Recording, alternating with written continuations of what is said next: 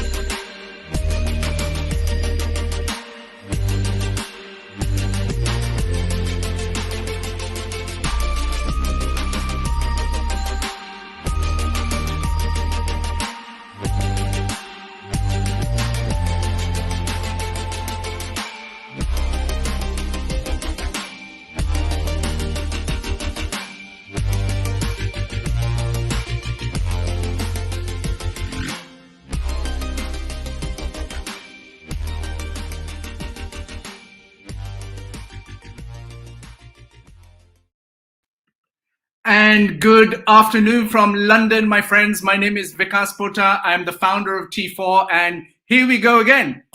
This was an idea that was conceived over a year ago, where we thought that the best way that we could actually be of service to education is to provide schools a platform to discuss and share and exchange ideas as to how they share best practice. This is in normal circumstances, this is a very dry and boring subject. But we attempt to actually bring it all together because there is nothing more important in the world of education today than actually taking a look as to how schools are able to actually function and do what they do so that others can also learn. And so, friends, that is the entire basis for World Education Week. And I'm really pleased to welcome you to today's plenary session. Now, we have a jam-packed 3 hours in front of us. We have some most incredible speakers from all over the world, and they include, for the first time ever, I'm really excited, the president of a country who is going to be joining us, all the way through to the most important people who are the school leaders who are presenting during this next week and sharing actually and trying to excite us about their events. So we've chosen a few, and I know there's a lot more out there who are presenting this week. but we wanted to provide the opportunity for you to hear about some of the great school events that are taking place. So please make sure that you stay rooted to this live stream wherever you're watching. Now, there's a reason why we call this the largest school celebration in the world. As of just a few moments ago, over 75,000 tickets have been booked for these 120 odd events that are taking place during the week, which I think is just spectacular. Who would have thought that 75,000 tickets would go for these 120 events? I mean, you can't, like I said to you, if someone said to me, would you like to attend an event on expertise? I'd probably roll my eyes, but here we are. We all recognize it. We share this enthusiasm and this zeal for school improvement. And that is what today is setting the ball in motion for, which is the largest school celebration in the whole wide world, which I think is just quite incredible. So I know that I've been accustomed to doing this by myself for quite some time. In fact, at the Teacher Tech Summit, I had a co-host, and that worked really well. And today, I also wanted to make sure that I brought on someone who I truly admire as an education leader to our plenary, and to share this responsibility of having these conversations and to make sure that they're representative of the world. And so I'm a huge fan of my co-host today. Please welcome Falawe Omikunle from Nigeria, who is the CEO of Teach for Nigeria. Falawe, welcome to World Education Week. Thank you, Vikas. Good afternoon to you, and good afternoon to our amazing audience. I'm really excited to be here this afternoon, all the way from Lagos, Nigeria. And so, Falawe, when you think about World Education Week, last year from Nigeria, there were some 5 schools taking part. And this year, I think there's a similar number. What is the relevance of World Education Week to your context in Nigeria? Vikas, I cannot tell you how excited I am, and just really excited about the significance that this week, poses for us in Nigeria. I do not think there is a better platform that is gathering diverse educators, teachers, from all across the world, where they have an opportunity to learn what is working, to learn the expertise that makes school work across the globe. I think that is so significant to helping us to accelerate impact. When I think about coming out of COVID and I think about where we are as a country, I think this opportunity where educators and key stakeholders are going to get a chance to hear directly from practitioners about what is working and how they can adapt that and make that work. I think that is just phenomenal and just super exciting and just so important. And Falawe, from all the events that you have seen that are happening this week, which is your favorite? So the one that is my favorite, and maybe because I've got green thumbs, is the Forest of the Future, all the way in Brazil. I'm really looking forward to just seeing how that session is going to go. I really want to learn how they've made that happen, and how they've deployed creative and problem-solving skills. Looking forward to that, Vikas. Wonderful. And so before we set the pace for this event, I also want to tell my friends who are watching, and I know that we're going to take some comments. Now, if you're watching this on Facebook in particular, what I need you to do, I'm going to be putting up comments online, and when we see your comments, we want to see your name and your photo as well. If you would also like that opportunity, what you have to go to is go to www.streamyard.com, which is the tool that we use, /Facebook, and give it permission to do that. Otherwise, we'll see a comment, but we won't know who it's from, especially if you're commenting on Facebook. And obviously, because this whole thing is about sharing, can I please ask you to follow these accounts across all the different platforms and hit the reshare, hit the like button, and comment.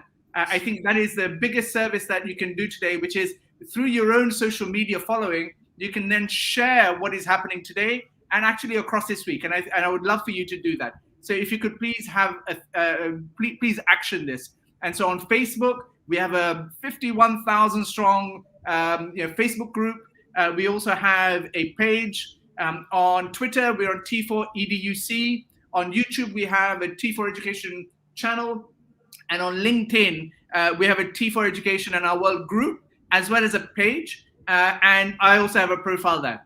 And so make sure, if you can, to share these accounts. And please, whilst you're watching this, and I know there's quite a few of us actually participating live, hit the reshare button, because I think those in your network could also benefit from actually seeing all of this. Now, Falawe, when I think about teachers and education and everything we've been through over the last 2 years, we conducted as T4 a survey, which so many of you got behind. And this survey was called Turning to Technology. It's the world's largest survey of teachers and your use of technology during the pandemic. And there's quite a few really insightful things that come through it. So for example, we always make the assumption that younger teachers embrace technology quicker than more experienced teachers. Well, our survey shows that's not the case, as an example. We also understand how teachers and actually education sector has actually told us that the biggest inequality that we have today is internet connectivity and not anything else. So in light of all these kinds of findings that come through our survey, we have created a petition, which I'd love for you to all to go and sign. It's called 10 Steps for Change in Education. And my friends and colleagues will share this on the social media groups. I would be most appreciative if you could go and actually just add your name to that petition. But through that, let's go and then lobby the UN. Let's go and lobby all these companies. Let's go and lobby all governments to say, let's put a focus on this. So I would really be grateful if you could do that. Now, when I think about social media, and the fact is that we are live streaming to a global participation of teachers and schools around the world, it goes without saying that we need a hashtag and that kind of thing. Now, when you say hashtag, our hashtag is World Edu Week. On Twitter, for example, you can trend if so many of us tweet, or on Facebook, or on LinkedIn, or on YouTube. Please use these, because it helps us collate information as to who's been actually speaking about this event and what they're learning, not just today, but over the week when you're in one of these 120 events. Please use these hashtags. And there's also another new hashtag that we'll be using called Strong Schools, but I'll come to that later on. This is related to a huge announcement that we have to make. Now, without further ado, please tell us where you're watching from. I'd love to share the story as to where you are. So in the comment box, please tell us, are you, tell us which city, tell us which country, tell us which school you're from.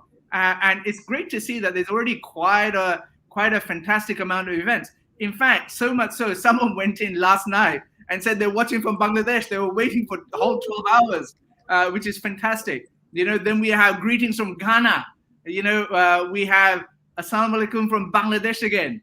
We have Shahina Akhtar from Bangladesh again.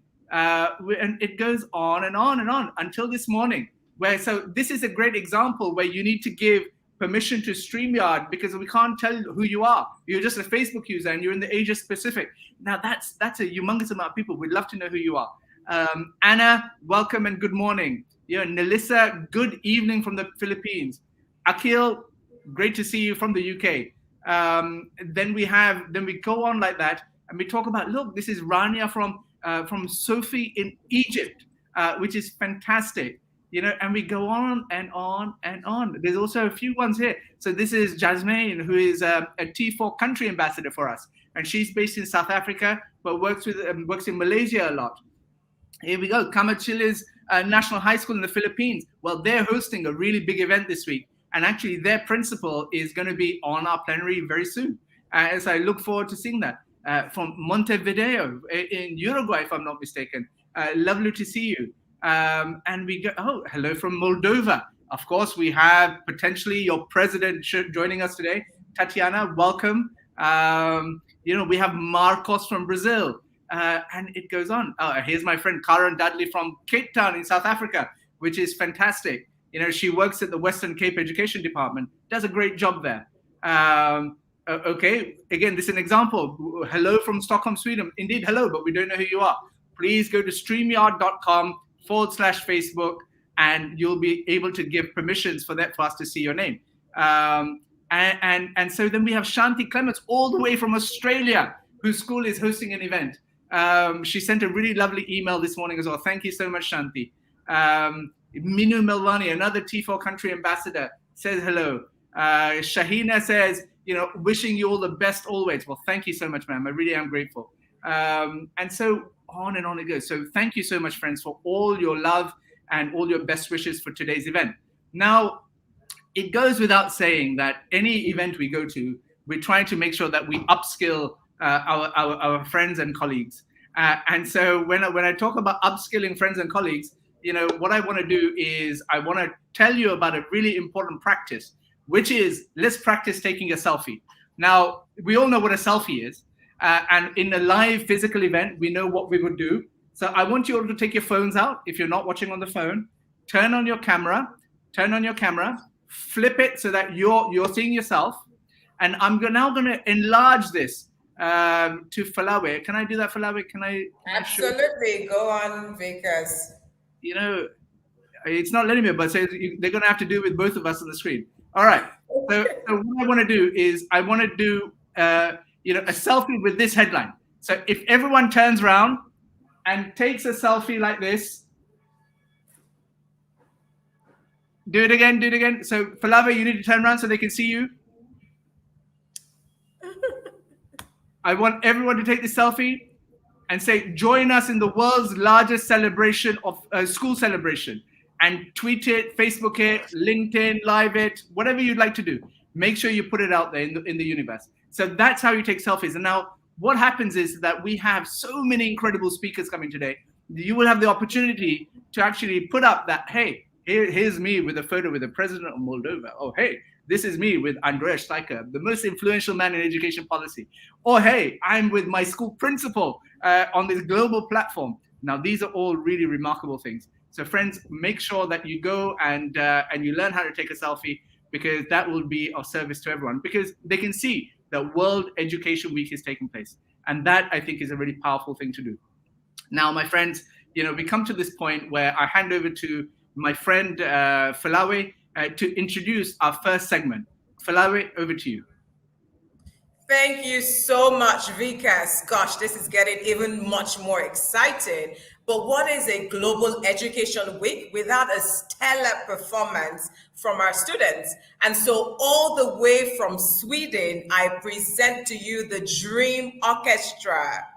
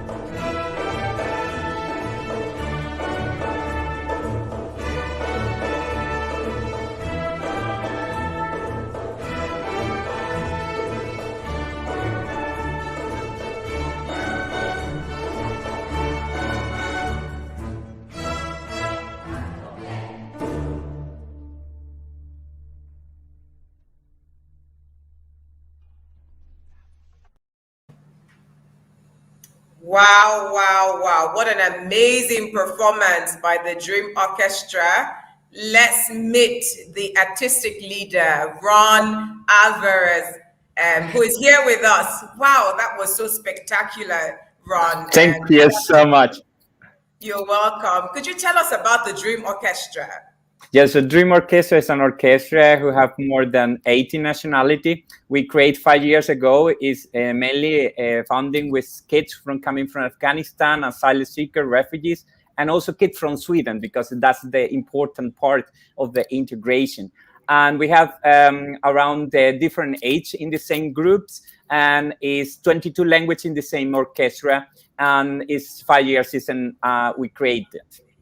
Wow, amazing. Thank you so much for blessing our event with that amazing performance. Thank you so much.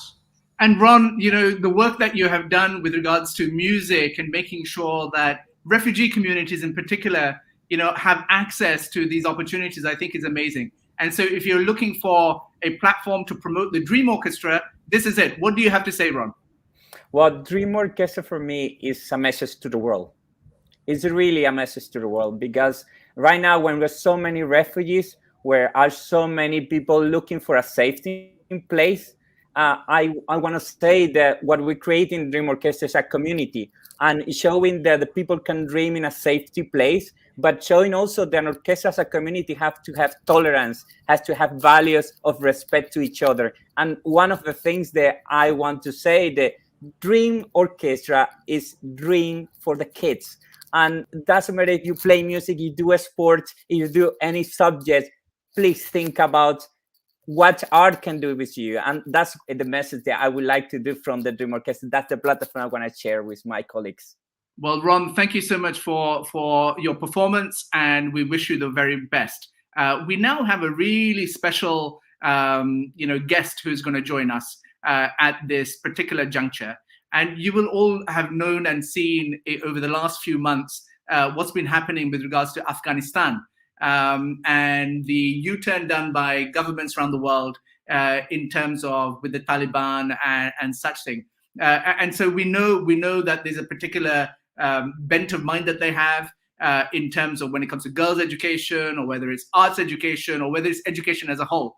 And the thing that I was very keen to do was actually bring onto our live stream today someone who actually has lived the experience. And for that reason, with much actually sadness, when I think about the situation, I wanted to have a conversation with someone who is a refugee. And so please welcome today, Sahar, whose name I purposely block out in terms of surname for the security and safety of her own family and for herself. Sahar, welcome to the World Education Week plenary.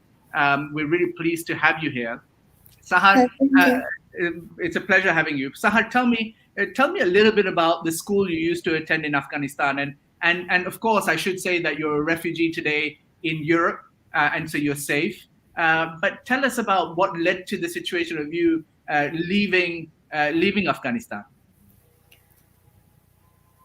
I was studied in Afghanistan National Institute of Music. That it's the first music school in Afghanistan, where the girls and boys, they were studying together, and we had many trips to different countries, and we bring a lot of awards to Afghanistan. And this is school, there is a lot of opportunity for the girls to show their power to the world and their success. And so when you think about Afghanistan today, and actually when you left a couple of years ago, you were still only 18 years old, so pretty young. When you were 16-year-olds, you left Afghanistan. Tell us in terms of why you did that. As all we know that in Afghanistan, the situation is so bad, mostly for the girls that they're musician or they want to continue their education. Because of this, that I was in group of the girls that we was playing music together, and we wanted to show to the world the power of the girls from Afghanistan, that everything that we want, we can do it. And Taliban, we know that they don't like these things, that the girls should go to outside of Afghanistan to go and play music with and big stage because of this, and it was so dangerous for me. Because of this, I left Afghanistan. And so when you say dangerous, I mean, let's say that you're a child, because you were at that time, you were going to a school in Kabul. And tell us, like, what danger did you feel?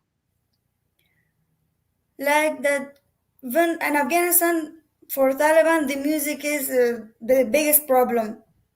Like when they're coming, first they're talking about the woman in Afghanistan, after about the music.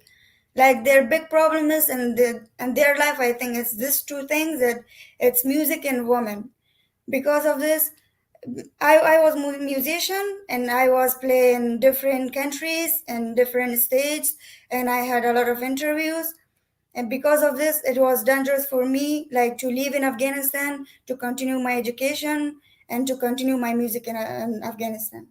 So, in the safety of the knowledge that you are safe today, you are in Europe, and you're going to a school that actually teaches music. What message do you have for the Taliban? If the Taliban chief was on this live stream and you had the opportunity to say something, what would you say to him?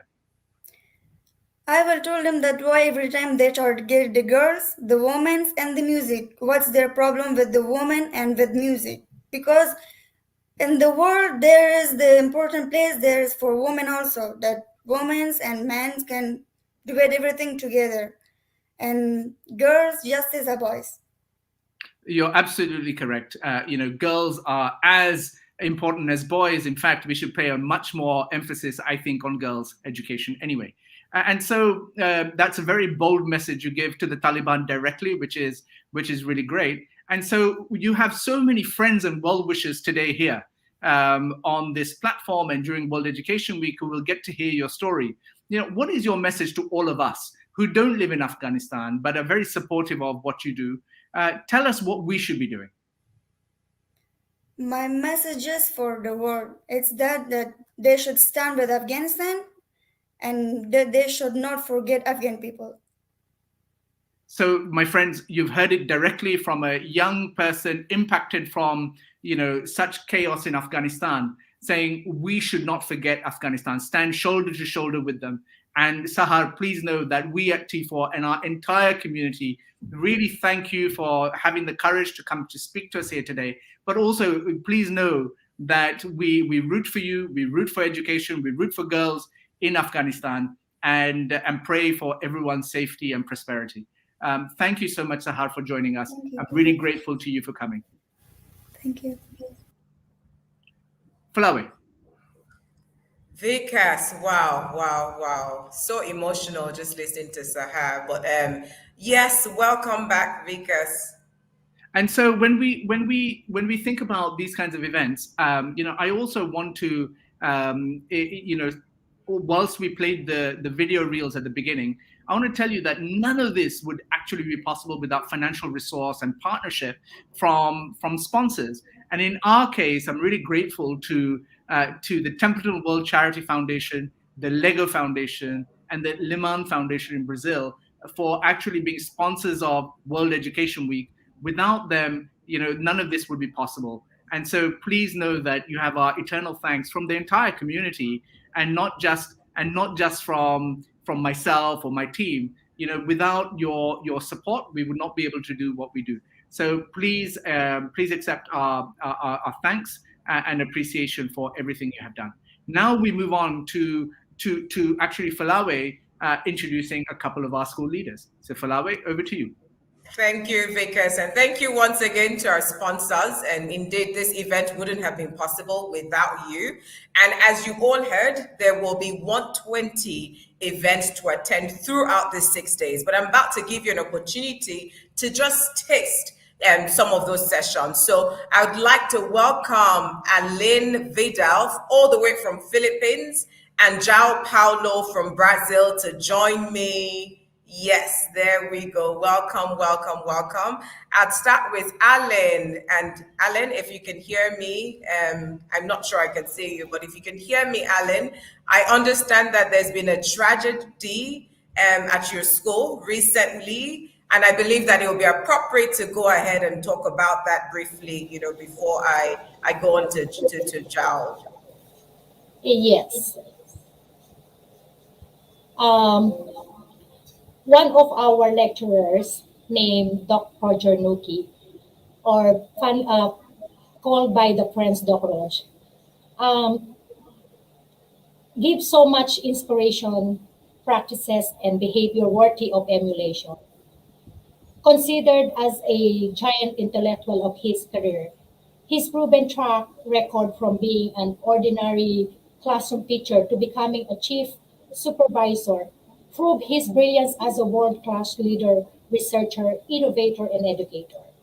His life is a testimony of selfless service and can be summarized through his nickname like R, ready to extend a hand for everybody, O, one of a kind member in his family, G, groom at all times, and so elegantly and zealed with passion for humanity. Indeed, he is a man of virtues, and we miss Dr. so much. Wow, wow, wow, Alan. May his gentle soul rest in peace. I'm really sorry about your loss. Thank you so much for sharing about him. I would like to ask you, Alan, real quick, just given the event that you're having this week, can you tell us a bit about the event and tell us what we're going to be learning at this event? Okay. The title of our event is about improving students' numeracy through fun-based activities.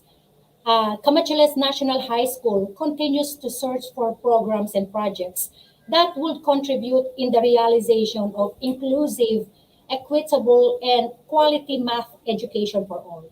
So we established numeracy programs for non-numerates. We designed remedial interventions to learners at risk of failing and or of dropping school. And we also do fun math activities to improve learning engagement. And we do have also the advanced math lessons to students with higher math skills. And we contextualize and differentiated math activities for students with special learning needs and styles. Wow, wow, wow, wow. I wish my math teacher had the opportunity to learn from your school. Thank you so much. And now to you, Joa. Do you want to share with us what we should be expecting from you this week and what expertise we're going to be learning from your school, from your event, rather? Olá, Hello. o evento que nós vamos apresentar mostra um pouco dos desafios de garantir educação no Brasil. Our events will show some of the biggest challenges of education in Brazil.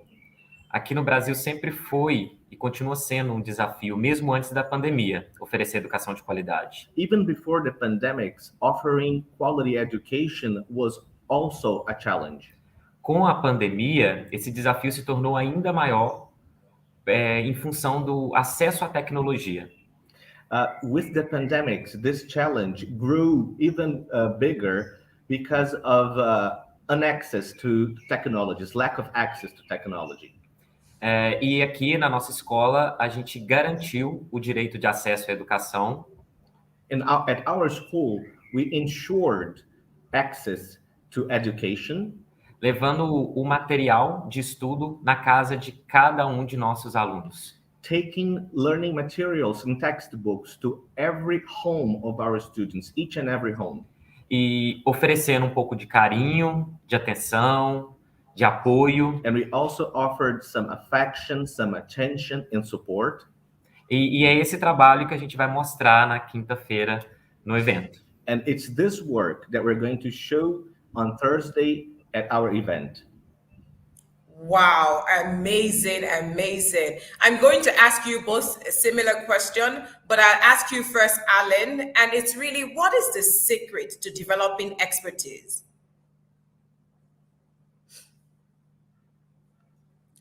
You're muted, Alan. Could you unmute your microphone? To showcase our school, we have learners who have been excelling in various mathematics contests, both on local and international platforms. And this will affirm how an ordinary public high school in the Philippines managed to produce math wizards at all levels for all types of learners, regardless of age, gender, socioeconomic status, academic standing, and cultural background. Thank you so much. And Jao, to you in 30 seconds, what is the secret to developing expertise? Trabalhar olhando para o território, respeitando a comunidade, as condições da comunidade. We have to work observing the territory and respecting the conditions of the community. E trazer todo mundo para a escola, família, alunos, comunidade. And have to bring everyone to school, the family, students, the community. O trabalho que a gente fez aqui é de um coletivo, é de todo mundo. The work we did here is collective work. It's everyone's work. Fantastic, fantastic. I love the points that you've noted. And I cannot thank you both enough for just sharing your thoughts and just sharing about the event that will be holding and taking place. We look forward to it. And once again, Ale, we sympathize with you on the loss of your colleague. And I look forward to seeing you later and seeing you during the week. Thank you. Thank you very much. Thank you. Muito obrigado pela oportunidade. Thanks for the opportunity. You're welcome. Awesome. And now we're moving on real quick. We now have next session that will be bringing on Professor Josiah Ajiboye, all the way from Nigeria, Abuja, Nigeria, who will be joining us. He's the registrar of the Teachers Registration Council of Nigeria. He's a professor of social studies and environmental education at the University of Ibadan. He's on his way to becoming the longest serving registrar for one of the most important offices, the Office of the Teachers in Nigeria. Join me to welcome Professor Ajiboye. Good afternoon, Prof, and welcome.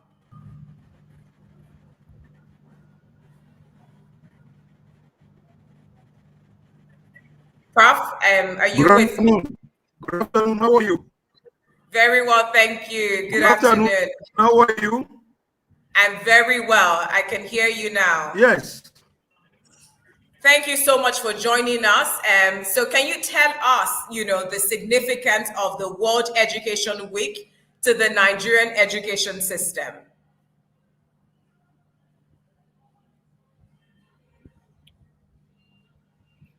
Hi, Falawe. I think he's struggling with his internet, as is often the case.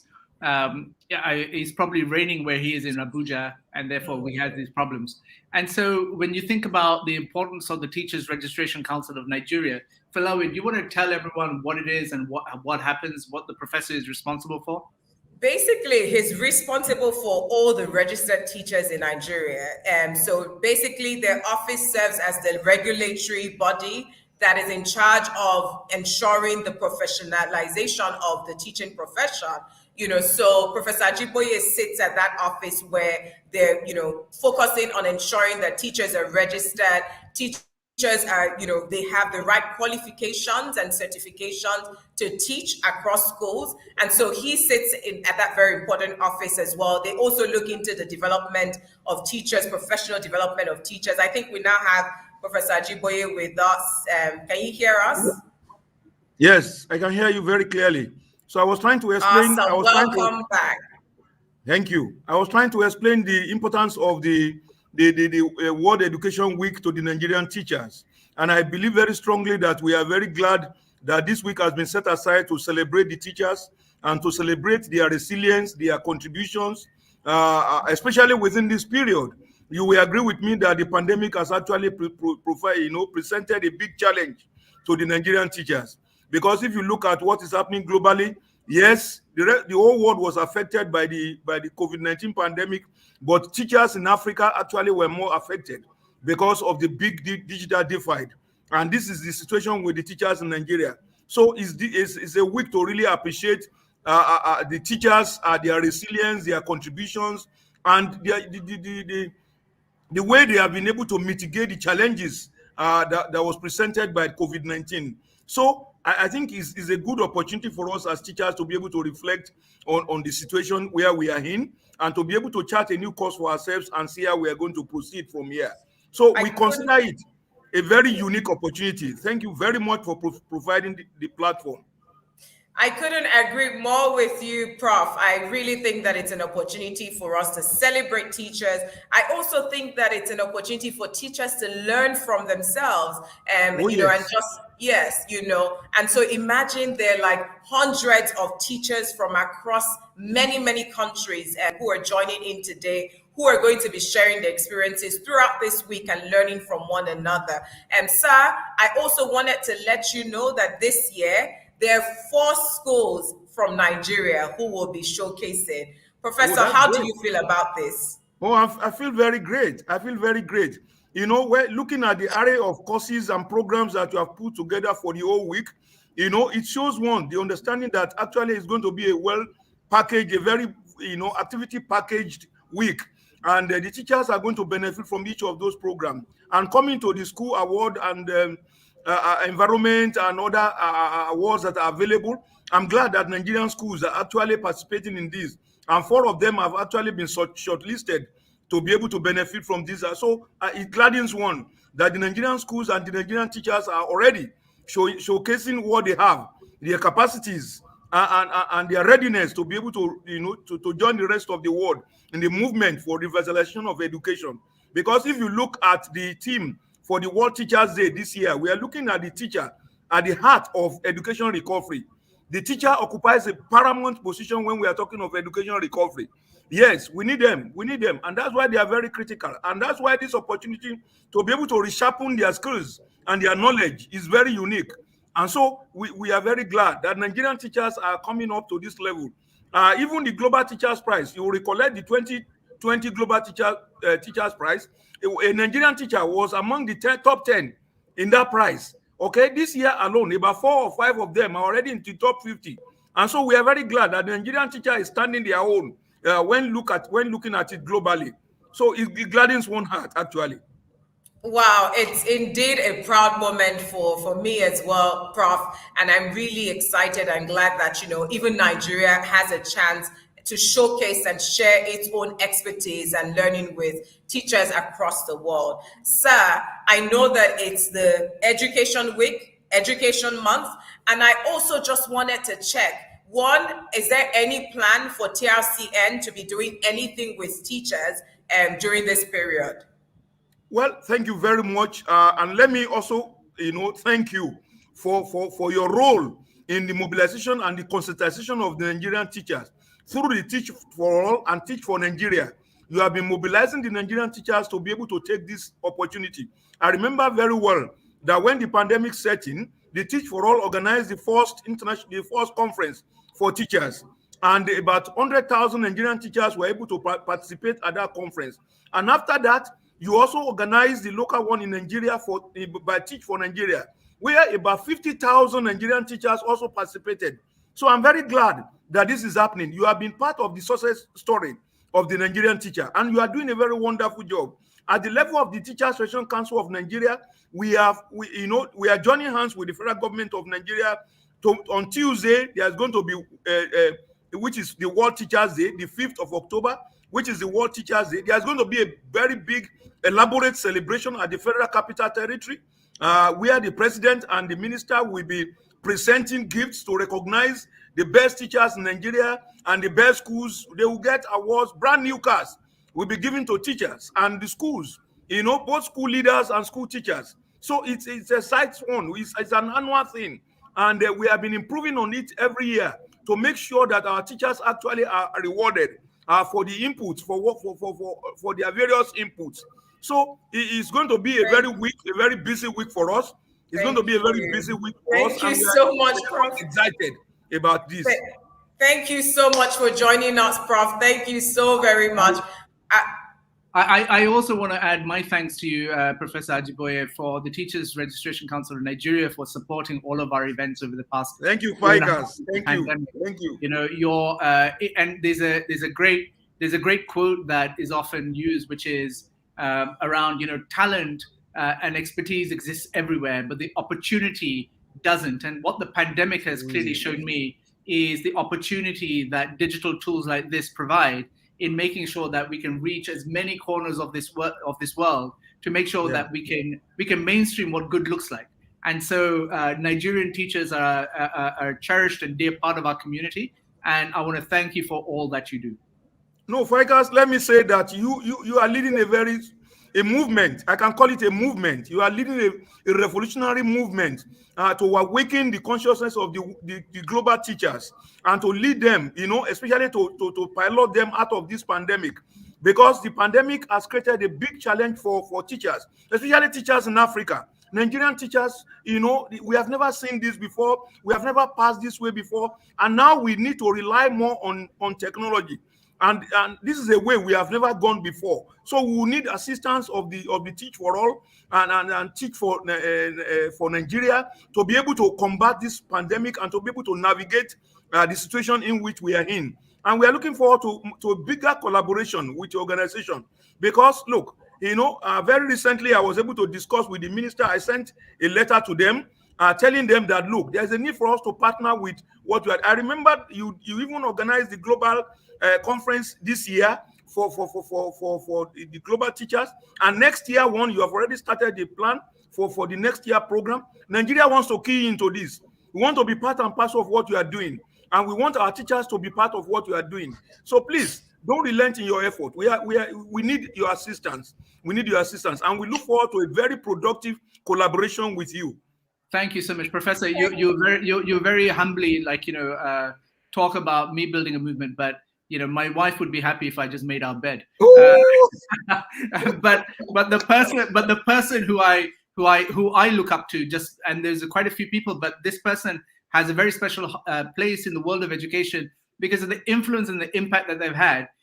Follows right after you and is already in our back room, and I want to bring him onto the screen. And that is Andreas Schleicher of the OECD. Andreas, welcome to this T4 TV live stream. And we have Professor Ajiboye, who represents the Teachers Registration Council of Nigeria, and Falawe, who is the co-host of today's plenary. Andreas, do you have a response to the professor? Well, I think the Professor Ajiboye has just highlighted the challenges that are with us getting out of the pandemic, but the future will always surprise us. I think the question is not, how do we just fight this pandemic, but how do we make schooling more resilient to surprises and change? Yeah. Well, thank you so much, Professor Ajiboye. Thank you so much for your time today, and we look forward to your partnership. Thank you, sir. Thank you very much. I really appreciate. It's my pleasure to be here. Thank you, Falawe. You have been very wonderful. Thank you, Prof. Thank you, Professor. And so, Andreas, in terms of the work that you've been doing, and because we have so many teachers on this platform and school leaders from all around the world who are joining in, by way of introduction, the OECD has emerged as probably the most influential education policy body, international organization out there. And one of the instruments that you use is, for example, PISA, which you have devised. And there's many a minister of education that wakes up in the morning in a cold sweat thinking, well, what is it that the OECD has put out about our education system? And that just shows the influence and the impact that you've had. And so of recent, you have also now, responded by way of also looking at social emotional learning, which is very actionable for schools. And we wanted to use this platform to speak to all teachers in schools who are watching and listening about your latest report. Andreas, over to you, sir. Thanks so much, Vikas, and it's always a pleasure to join your forum. Actually, I hope you can see my screen. It should be with you. Can you see my screen, Vikas? No, it's not there, sir. So if you need to, there's a share button at the bottom. I thought I did that. Let me just see. It says sharing screen. Yeah, there it is, actually. Good. No, just to say that we are in the middle of a pandemic that has disrupted everything that we do, and has disrupted also our thinking about education. And we're going to see a lot more of those disruptions. Climate change is going to influence our lives a lot more than the pandemic.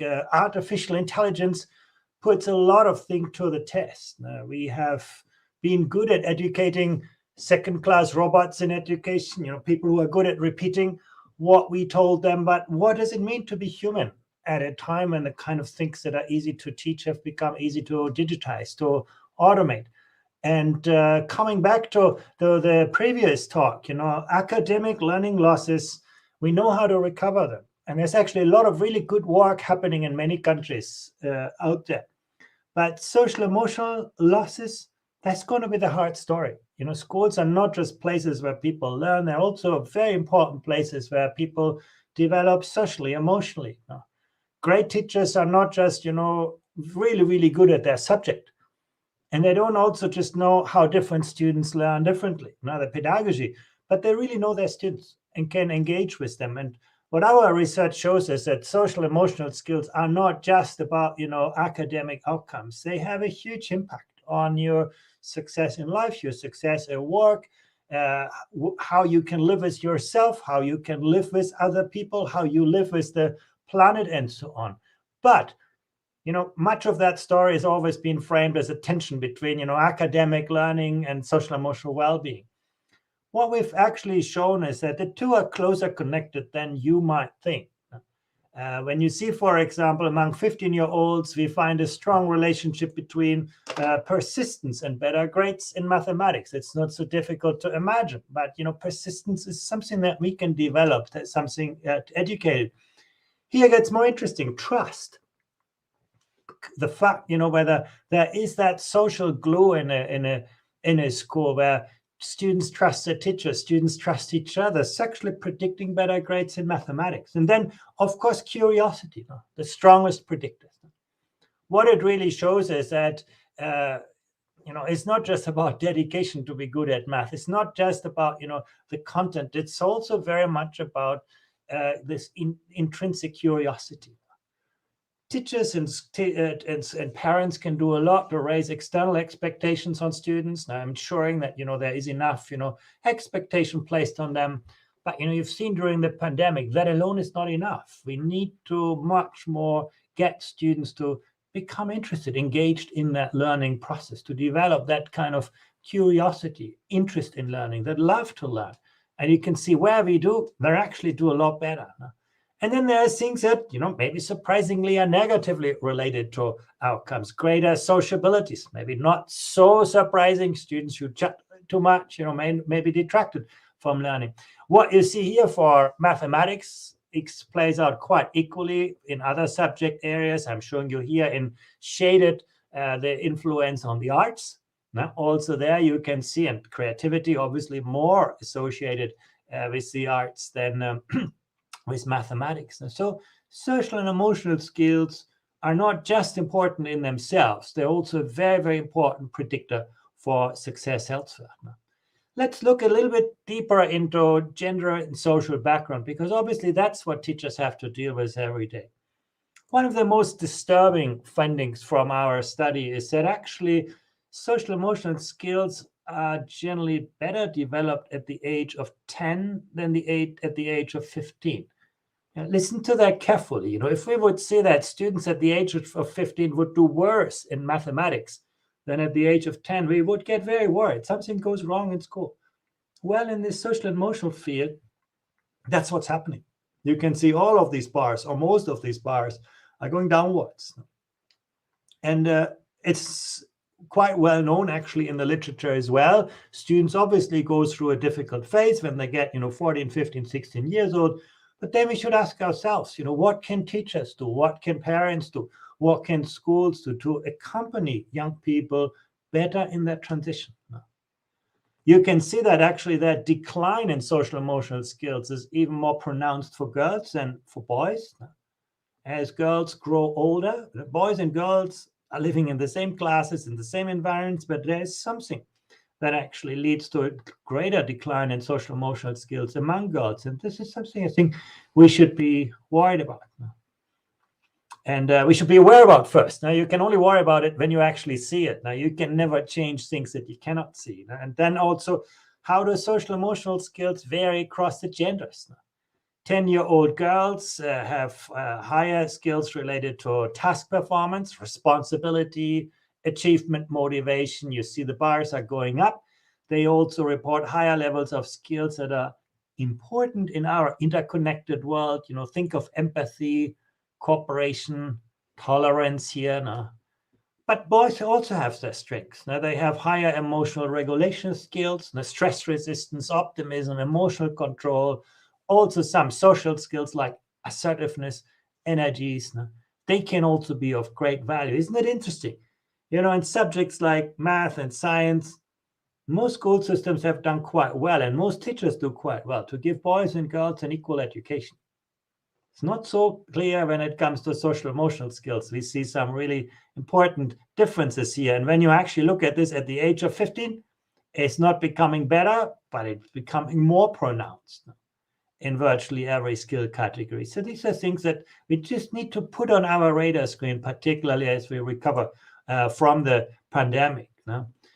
One thing that you probably would imagine, but that social background is also a big driver for the social emotional skills of people. Parents from wealthier backgrounds often have more resources. They also often may place greater importance on the capacity of students to persist, to be curious, to take energy and all of this. But it's something that we should take to heart, that actually schools should not just moderate the impact of social background on the cognitive learning outcomes, but also do better to actually moderate the kind of impact of social background on non-cognitive outcomes. I want to bring you something that I think you as teachers in schools, particularly at the frontier, are probably very focused on. How do we make young people more creative, more imaginative, more curious? And again, that's not just a goal in itself. Our data show here that there is actually a very strong relationship between curiosity, creativity, and other social emotional skills. Now, you can see sort of many of the skill categories that we measured are more pronounced among students that display a high level of creativity. So once again, creativity, curiosity are not there in isolation, but they're actually an ingredient of many other kind of dispositions and social emotional skills. But again, I already alluded to that often things get worse as children get older, and that's particularly visible at creativity.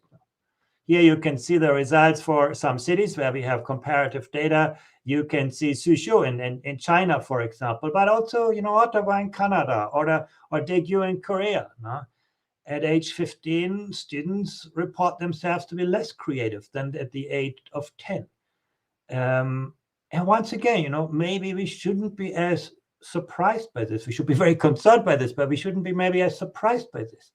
If you have a 3-year-old son or daughter, they're going to be immensely creative. They're going to question everything you tell them. They are going to sort of experiment with everything that gets into their way. They are always ready to learn, always ready to unlearn and relearn when the context changes. And then as children get older, we try to make them compliant with our ways of thinking, our ways of walking. They have to learn the established wisdom of our times, not to question it. In school, some teachers even succeed to teach science like religion, making people believe certain things, repeat certain formulas and equations, as opposed to, helping them to use science to question the world, to query the world. So maybe what you see here, when you think about it, isn't so surprising. But what's interesting is that this is not just, student skills. You can also see that this is what parents observe and teachers. So there is something going on here, that our young people become less creative as they get older. Of course, there are things that you can do about in school. And sports and the arts are activities that are often associated with creativity, with curiosity. And you can see actually when you look at the prevalence of sports among 10-year-olds, you have more going on than among 15-year-olds. Now, at age 15, we keep children too busy with other things. They have less time for learning. And it's even more pronounced when it comes to the arts. And differences across cities here, but basically it's the same pattern. And now some people say, well, sports and arts take time away from mathematics and science.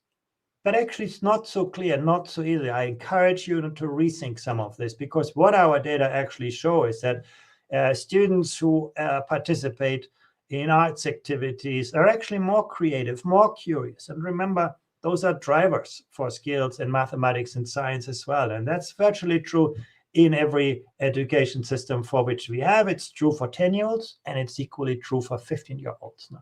So the arts are not taking things away, they add something to the learning processes, certainly to those areas that are particularly important in the world in which we live. And to a lesser extent, you can say this about sports. There, it's sort of not so obvious, but you can see in most cities, there's also their positive relationship. So getting children to move, to take, responsibility for their body, to learn to take responsibility for others, to work together. I think those are all good ways to make children more curious, more creative, and also develop other important social emotional skills. Let me conclude with something that I also believe, in the 21st century really needs to get more at the heart of school education. And that is about social relations in school. And I think the pandemic has clearly shown us that learning is not a transactional business. It's always a social, relational enterprise. That's really what counts. We have data that show that the social interactions between teachers and students during the pandemic were far more predictive on academic outcomes than the volume of academic tasks that the students were given to solve.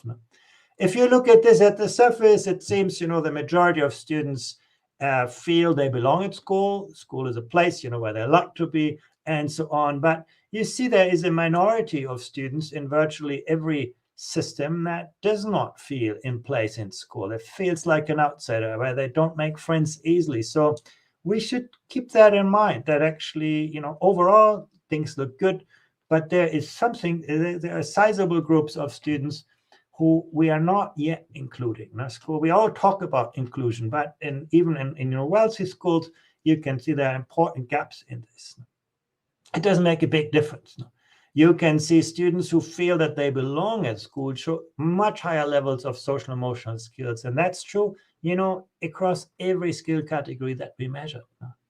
So that relationship, that sense of belonging, once again, should not be a byproduct of your work at schools, but, make it central.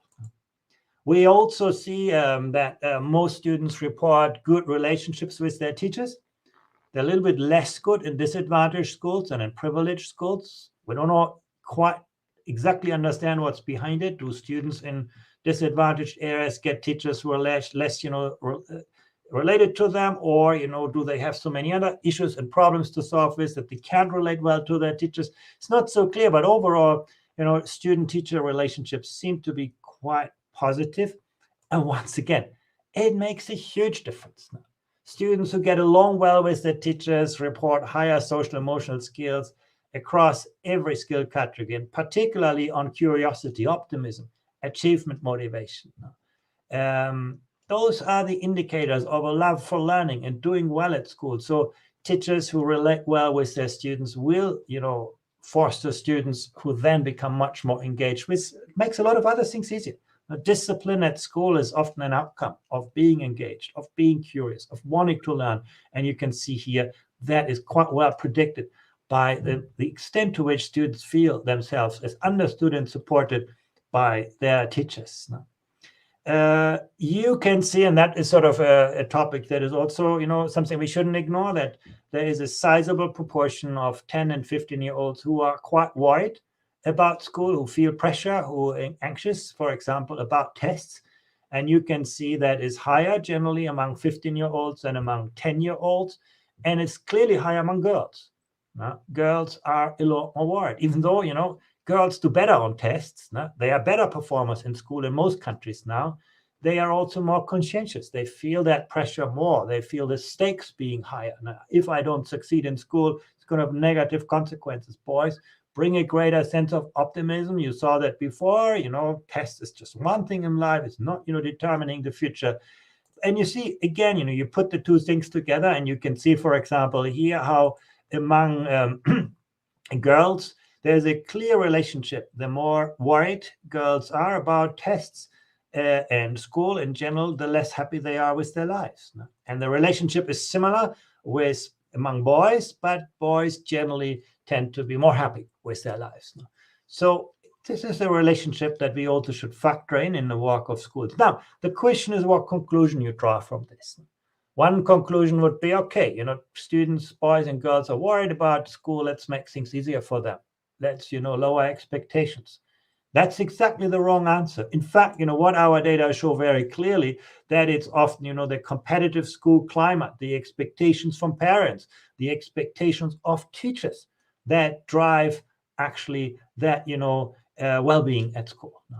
They also drive anxiety. That's the red bar. We should keep that in mind. But actually, it is about the supportive environment. It's not about lowered expectations. It's about strengthening the social relationship, the social capital in school, the engagement of teachers in the lives of students. So actually, in high-performing education systems, you often see how teachers, may spend less teaching in a classroom, but they spend more time with students, sometimes outside the classroom environment. That's really all I wanted to share with you. You can really see the importance of social emotional skills for outcomes in life. You can see how closely they are connected to academic outcomes and other things. So this is something, I wanted to raise with you. I think, in this important effort to recover from this pandemic, do not forget what really matters. Thank you very much. Andreas, thank you so much. And actually, what I want to provide the opportunity to our community to do is to ask you questions. And so if you're on Facebook, if you're participating in this plenary on Facebook, you need to go to streamyard.com/Facebook and give it permission so that we know who you are and where you're from, so that we can address your question effectively. But Andreas, there's two questions that come to my mind. The first is, I think you're pushing an open door when you talk about social emotional skills in particular, with regards to teachers who are on the T4 platform to some degree. But the question is, how do we make the case for greater engagement on these kinds of topics with parents? Because there's such an important constituency in this. I mean, so there's many systems and many countries in the world that, it's all about your test grades or your exam grades so that you can enter the next level of education. What is your advice as to how schools should manage that expectation from parents? Well, when we survey parents, actually the well-being of their children features as high as academic outcomes. So I think you have open doors as well. The issue is often that parents see that, those things are at opposing ends of a spectrum. If I, foster well-being, it's going to be at the expense of academic outcomes. And what you can see here in those results is how closely those two are actually related. And I think that's a message maybe we need to bring more home to parents, to teachers, that actually it is the integration of social, emotional, and academic learning that leads to superior overall results. Now, that this is not a zero-sum game. And I think, the emphasis on the arts, on sports, on other social activities provide a good illustration. Parents, where they have high expectations, where they are supportive of the learning of their children, they will see better engagement on all fronts. Now that's for me the issue, that we often see them as, two ends on a spectrum rather than two sides of the same coin. And so we have some people making comments, which I just want to flash up so that we can see. And if you have questions, please do leave a comment right now. You have an immense opportunity to hear directly from Andreas with regards to your question. So this is Maia, who is a T4 country ambassador, actually. She talks about how creativity is killed due to curriculum requirements and the fact that teachers are just attached to textbooks. Do you have a comment on that? Yeah, I think the greatest challenge for all teachers is to teach fewer things at greater depths. Unfortunately, our school systems have become a kind of mile wide and an inch deep. We teach so much stuff at superficial levels. So if, as a teacher, you need to take the courage, rather than teaching students every formula and equation in mathematics, teach them to think like a mathematician. Right? Instead of, teaching them all kings and queens in history, teach them, to think like an historian, to understand how the narrative of a society has emerged, how it developed, sometimes how it unravels when the context changes. Those kind of this deep conceptual understanding is what really matters. But I understand the difficulties teachers have. The curricula are just very demanding, but I do think many education systems do give teachers space to teach fewer things at the level of depth that they really lead to superior learning. And so, Andreas, thank you so much for participating. If I can ask you to just stay with us for another five or so minutes. There's a special moment that I want to bring on, and I want to bring on two of my colleagues, Falawe, onto this live stream, and also my friend, Senator Esteban Bullrich from Argentina, who has lost his voice but is able to communicate via an app with us today. So the reason that I call all of you here is because of the profound influence that you've had on me in my journey during the last decade and more. And, actually, Andreas, when about a year and a half ago, before the pandemic struck, one of the things that you said to me when I was thinking about my career choices and what I wanted to do was, the learning that actually education reform, we perhaps think of it wrongly as just being top down, and actually think of it as well as being bottom up and giving life and voice to the grassroots and in terms of schools. And you were sharing your experience in terms of, well, we need both approaches to be successful. And so that's been a really important part of the way that I've thought about building this T4 community. And we have Senator Esteban Bullrich, who was the former education minister of Argentina, here with us. And, he has chided me many times, actually, about my incessant focus on the solo teacher as opposed to on teams of teachers and schools. And that is why I'm really pleased that today we have a huge announcement to make. But before I say anything, I'm going to hand over to Falawe. Vikas, the moment that we've all been waiting for. And, today is a big momentous day for T4 and the entire community. You have a big announcement to make. And I'm sure just as we're excited about it, I'm sure everyone is excited. Vikas, do you want to let us know what this excitement is about?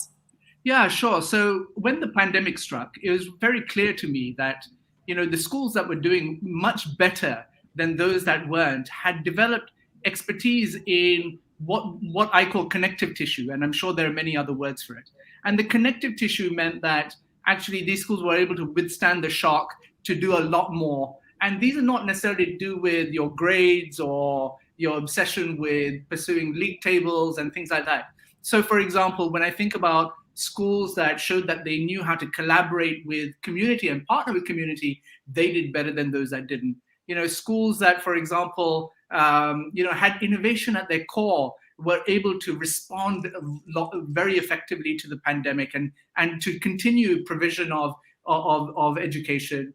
Schools that, for example, prioritize healthy lives. And by that, I mean, issues not just with mental health, but also general well-being and nutrition did better than those that haven't. When I think about schools that, that think differently in terms of, well, how do we build resilience, not just in our children, but in our schools and our systems, they did better than those that haven't.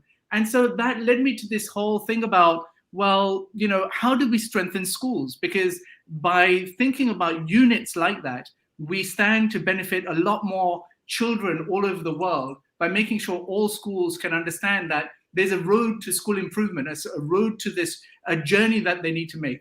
And when Andreas said to me that work bottom up, the idea was very simple. Well, whenever I traveled, I'd always go to a good school and I'd ask myself, how come I've never heard of them? And so in that process, I came to realize that expertise does exist everywhere and it is highly contextualized.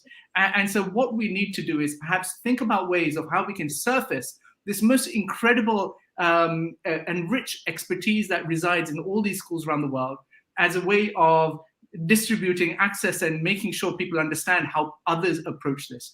And so without further ado, and I'm really proud today to be able to show you that, well, one solution that we're putting out there or one contribution that we're making is this. And I hope you are supportive of this. Temperature rise will bring widespread devastation and unprecedented extreme weather. New coronavirus cases emerge across the country. Obesity rates have more than doubled in kids. Cape Town is running out of water.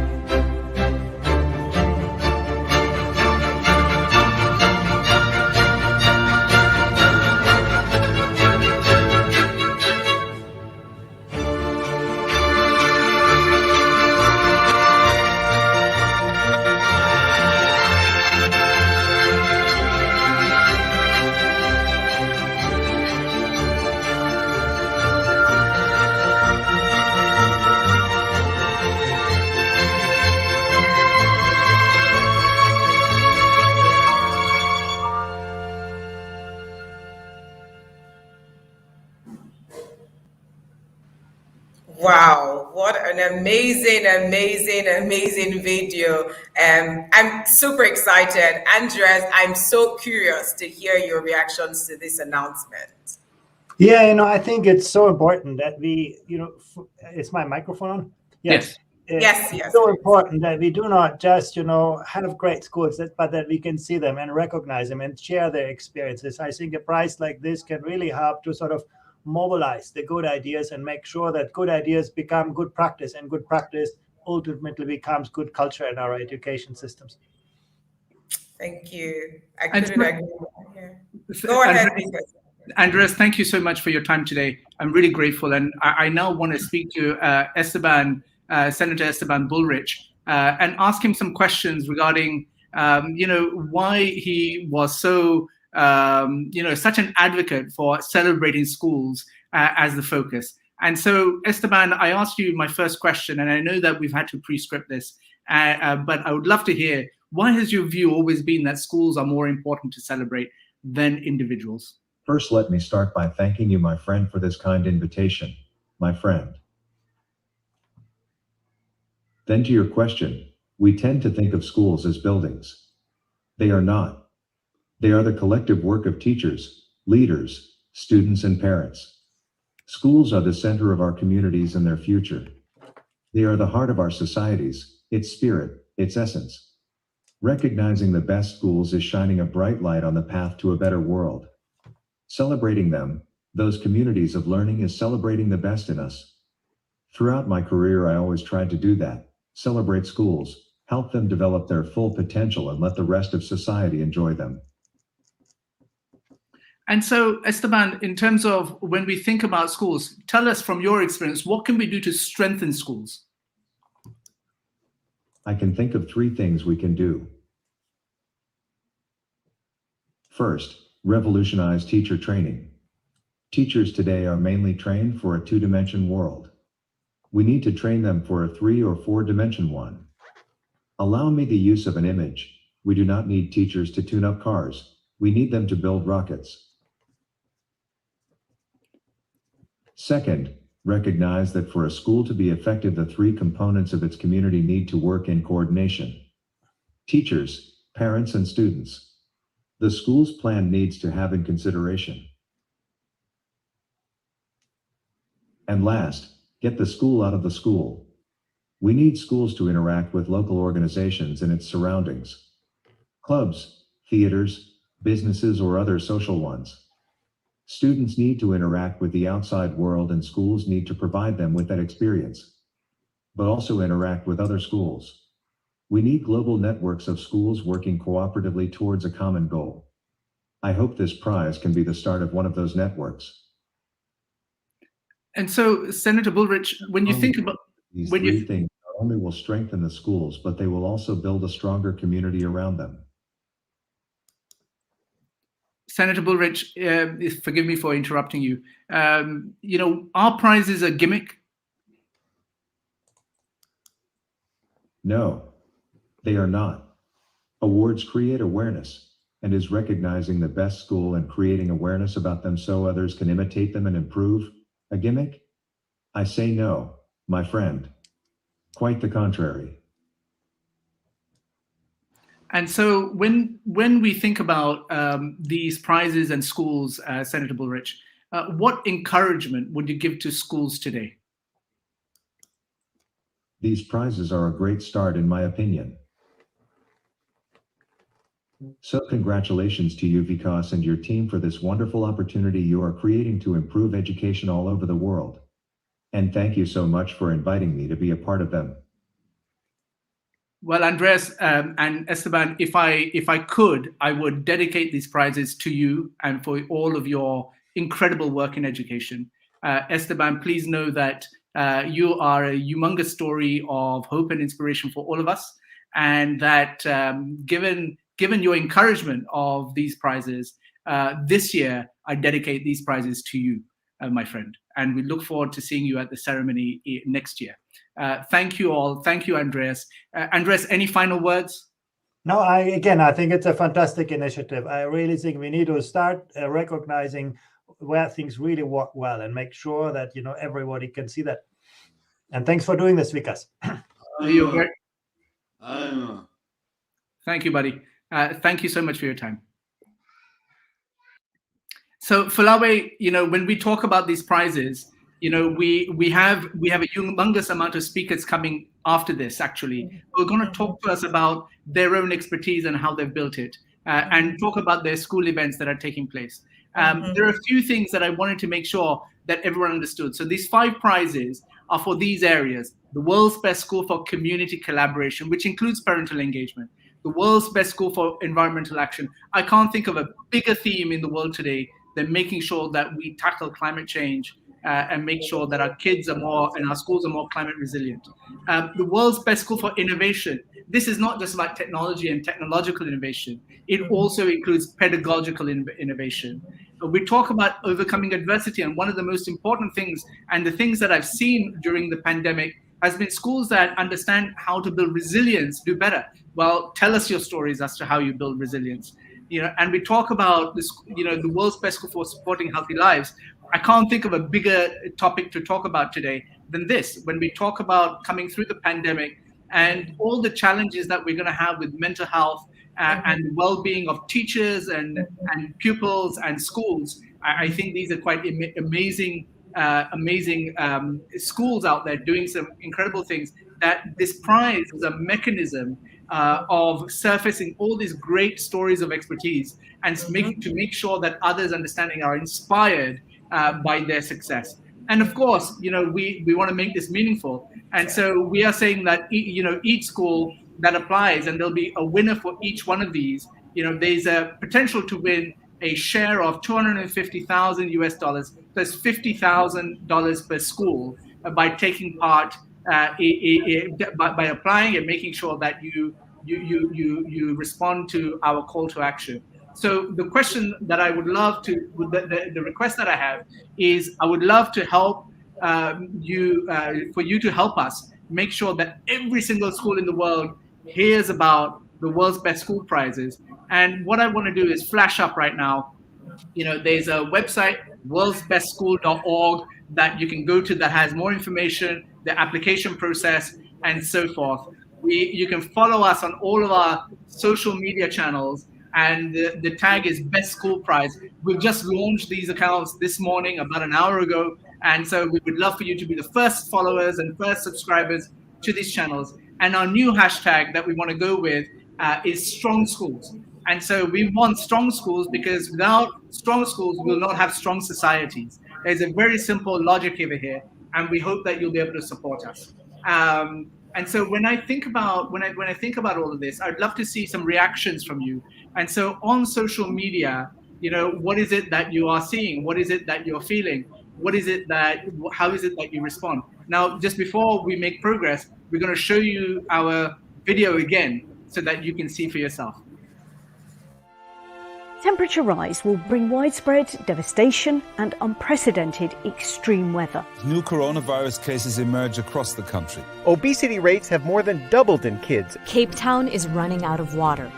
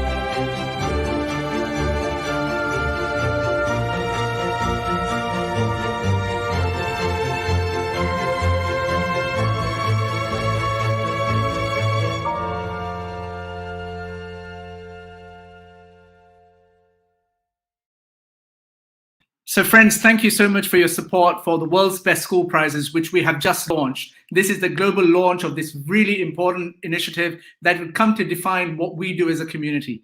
We want to make sure that this flies off every shelf, and so that every single school and every single teacher in the world gets to hear about these prizes. The effort is not just in the celebration, but the effort is in making sure we build this most incredible learning community that actually uses the prize to contribute towards public goods, to contribute towards how schools that could do with more encouragement, that could do with more learning, get to hear directly from those that are developing these kinds of successful journeys in school improvement. And so in these 5 areas, they're not the obvious. When we talk about the world's best school, you obviously would think, oh, is that the world's best school for mathematics or for English or for science? My friends, no, these are new rules for new schools. And that's what I'm really excited and keen to make sure that we at T4 try to reframe this discussion as to how we strengthen schools. And we do them specifically by these 5 strategies. Yes, of course, there are more, but we've decided on these 5 to start with. And what we're awarding are those schools that actually come through and actually participate in our community. And over the next year, we're going to have a shortlisting process that leads from a top 10 for each category to a top 3 for each category, and then a winner. The winners will be selected at next year's World Education Week Global Showcase. So without further ado, I want to actually make sure that we provide the time for everyone to understand that these are our social accounts. This is the new website, and that you follow. So on Facebook, on Instagram, and on Twitter, we have set up, because we wanted to use the same handle, Best School Prize as our handle. Our hashtag is Strong Schools. So make sure that you please support us that way. And then over the rest of this week, we galvanize and we motivate schools to really have a look at the assessment framework, the rubrics, and the learning that can come from this, the good that can come for all schools in the world by participating. So please, even when you look at our criteria and you think that you're good at one thing in one of the categories, then apply, because that is worth sharing. And you know what they say, and forgive me for sounding cheesy, sharing is caring. And so make sure that you do that. Friends, I now want to invite someone who represents an organization that I think is just remarkable, and that is engaged in the world of education through their foundation and philanthropy, and are a sponsor of of today's World Education Week plenary. And so please welcome Kasper Kanstrup from the Lego Foundation to our live stream. Kasper, welcome. Hello, everyone, and thank you, Vika, so much. As you said, my name is Kasper Kanstrup, and I'm head of program in the Lego Foundation. And I'm so honored to be here today to celebrate the World Education Week together with all of you. So thank you for that, Vika, and the T4 team for bringing us together for a week full of learning and sharing. Fantastic. Kasper, today we are talking about innovation in schools, right? And so tell us about the work of the Lego Foundation first. Well, Lego Foundation is promoting learning through play. Learning through play is building holistic skills in children, such as creativity, such as social and emotional skills, and also cognitive skills for that matter. But the important thing about learning through play is to do it in a very engaging way, which also make deeper learning for children much more present. And so, recently, I want to also congratulate you on your recent announcement that the Lego Foundation has donated, an incredible amount of money, $150 million to support children and families affected by the pandemic across the world. Could you tell us a little bit more about why the foundation has made this donation? Yes, I can. It's a fact that 90% of the world's children has had their education disrupted, right? Schools has closed down. The learning gap is immense here. The learning loss is immense.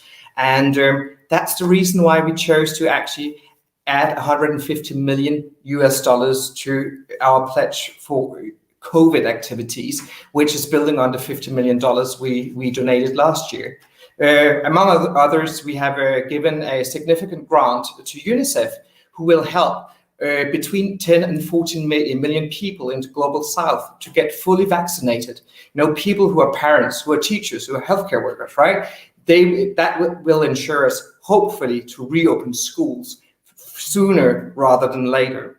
On top of that, we are actually also giving grants to a number of other large organizations and small organizations for that matter, who shall help us to ensure that children still will experience playful experiences, both at homes, but of course also in their learning environments. And so thank you for sharing that. Today's subject, and one of the categories for World Education Week for schools to come forward was innovation.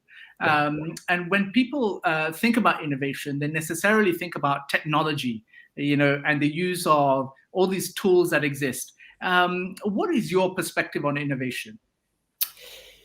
My perspective on innovation is that we should always remember that we should innovate because of a purpose. The purpose is to ensure better quality in education, right? So it's really, really evident to me that innovation should always drive a bigger purpose. And we actually see that the schools that we're working with which are successful in innovating are the schools which also are people-focused, right? Schools who look at themselves like a community of learners, of teachers, of parents, and they come together and they actually also take calculated risks, and thereby they get an environment or build an environment of learning and exploration which drive innovations as well as learning. And so when we think about innovation and playful learning in particular, one sometimes thinks that actually the kind of tools and techniques that exist are somehow restricted just to rich countries and rich contexts and schools that are looking phenomenal. Can you say a little bit more about the accessibility of this philosophy to schools in all different contexts? Yeah, play-based learning can be used throughout the world, throughout different contexts. We in the LEGO Foundations are working in countries from the global north in Denmark to South Africa to Mexico to Ukraine. We also in India. We are more or less everywhere. And what we see here is that you don't need technologies which necessarily cost you a high amount of money. You can actually go out and create with anything at your disposal that can help for the children and the teachers for that matter to explore a certain topic or theme and then dive deeper into that together. The important part is just that the teachers focus on facilitating the learning process and the exploration together with the children.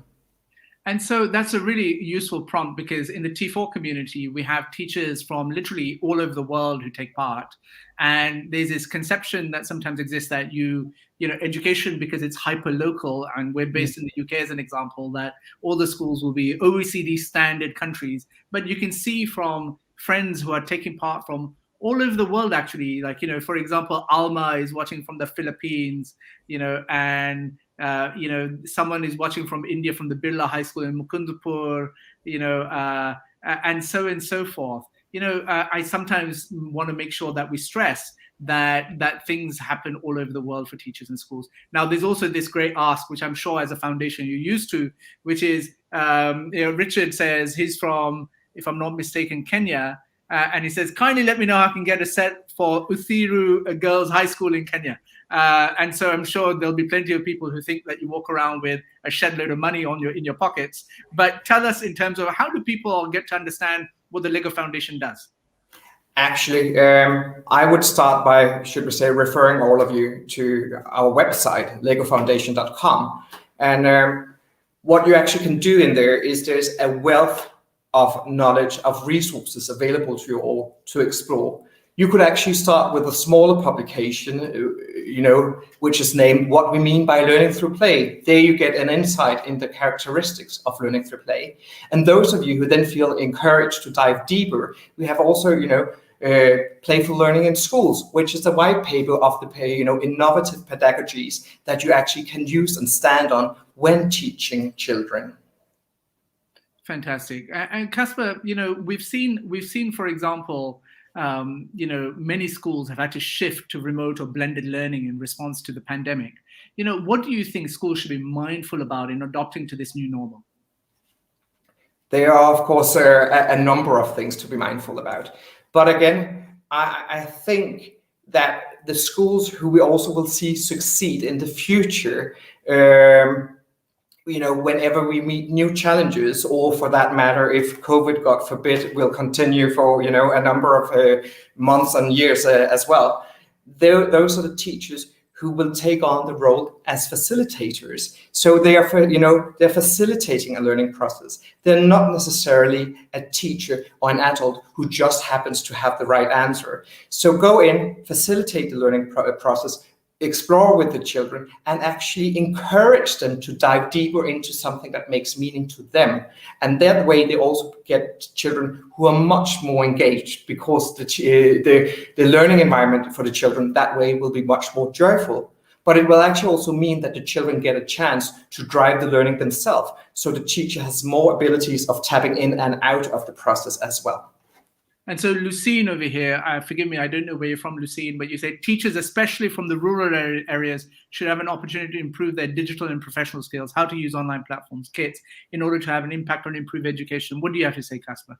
I definitely agree to that. Teachers and school leaders, for that matter, should always have an opportunity to do, engage in professional development, right?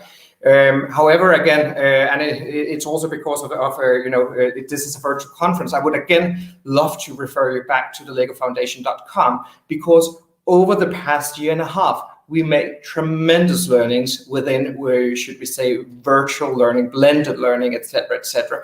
And that way we can find out that, of course, yes, we can do something virtually, but the teachers in the schools who are actually most successful about that are the teachers who also happens to be able to make sure that children use things from the home environment to explore and to problem solve certain matters, or for that matter, bring classrooms out into the nature and use nature and explore that together with the children. So again, everything doesn't just boil to your Wi-Fi connection and whatever IT equipment you sit with.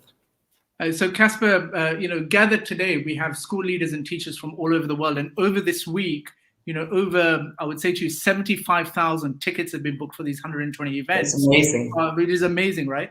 And so from all over the world, and I literally mean that, from one end, which is Australia, to, if I look at Chile, and if I look at, Sweden at the top, and if I then think about maybe Chile is to the south, but say Cape Town to the south, we have schools and teachers represented from everywhere. What I wanted to hear from you is, and one of the biggest motivations is that they're here to learn from each other and be inspired. In your role as a leader at the Lego Foundation, I want to hear what keeps you inspired and energized. Can you share any tips to keep that fire burning to our leaders and teachers? Yeah, I would definitely say something that always gets me going when I'm out there actually visiting all of these amazing schools and amazing teachers and amazing kids are, of course, a number of things, but there are things which I just always notice is present. And the one thing is, whenever I sit down and talk and discuss with the teachers, learning through play and play-based learning is just not about bringing deeper knowledge and deeper learning to the children. Play-based learning is actually something that, should we say, reignite the teacher's passion, why they first and foremost chose to engage in learning, and, because it brings them back to actually being a facilitator of learning, a facilitator who interact with the children. And that's why they, in the first place, stepped into this arena. So that's definitely something I think is amazing. Another thing is also the deeper learning that takes place.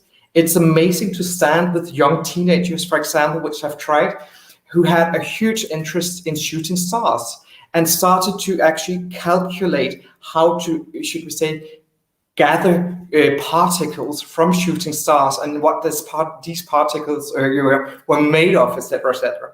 I still don't grasp it. It was just amazing. And, that also just shows how much we as adults can learn from the teachers, as well as how as we as adults actually can get or provoked maybe even to, should we say, engage in new thinking, which maybe we just put on the shelf because we're in the hamster wheel of everyday work, right? And duties. But for that matter, also to see young children, which I recently saw, first graders who explored pollution, and instead of actually getting numbed by fear or concerns of things are looking pretty grave at the moment, right, for the climate, these young children, they learned how to act, so they felt empowered. So all of these things are definitely something I always take with me. And then finally, whenever I step into a playful learning environment, the joy, the meaningfulness, and the engagement of both teachers and children is just amazing. So, you know, I think you can even see it now. I just can't help not feeling bubbly when I'm there. Wonderful. And you're seeing this amazing testimonial for the Lego Foundation, which is excited, from Taruna Mongia, excited for virtual online mode learning kits and program for Lego Foundation. Thank you for that. And then you have Fethi Haddad, innovation to drive big perspective. I wish we could be recognized for it. I am not a teacher, but a non-profit organization that works with schools to support and reduce any obstacles or distractions that can hamper learners' attention. We do this by providing necessary life skills. You also work with non-profits, right, Kasper? We do. Yes, we do. We learn. We work with local non-profits. We work with local governments. We work with international, large INGOs, and for that matter, also overall multilaterals. So we work on all levels, and that's just because we have to recognize that we all carry a huge obligation in bringing quality education to the children. Fantastic. Kasper, I know I brought up Lucine, but we didn't know where she was from. She said she's from sunny Armenia.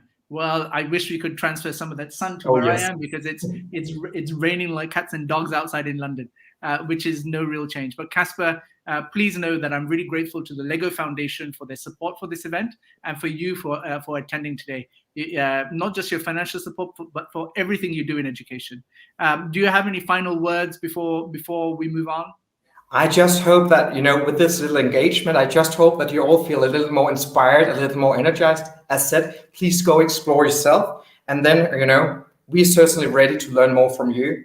And, happy World Teachers Day, both to all of you out there, as well as to the rest of the teachers who's not participating around the globe. You are making a difference every day. Thank you for that. Thank you, Kasper. Very, very grateful to you for participating today. Amazing. Thank you so much, Kasper and Vikas. That was so awesome. And just listening to Kasper talk about the role of innovation towards fostering great schools was just so insightful and educative. We're now going to move on real quickly, but what is talking about innovation without supporting healthy lives? And so my guest who I'm going to introduce now is Sawat Wafa from Bacon House, all the way from Pakistan, who is going to be talking to us about how her school is supporting healthy lives and also talking about her event.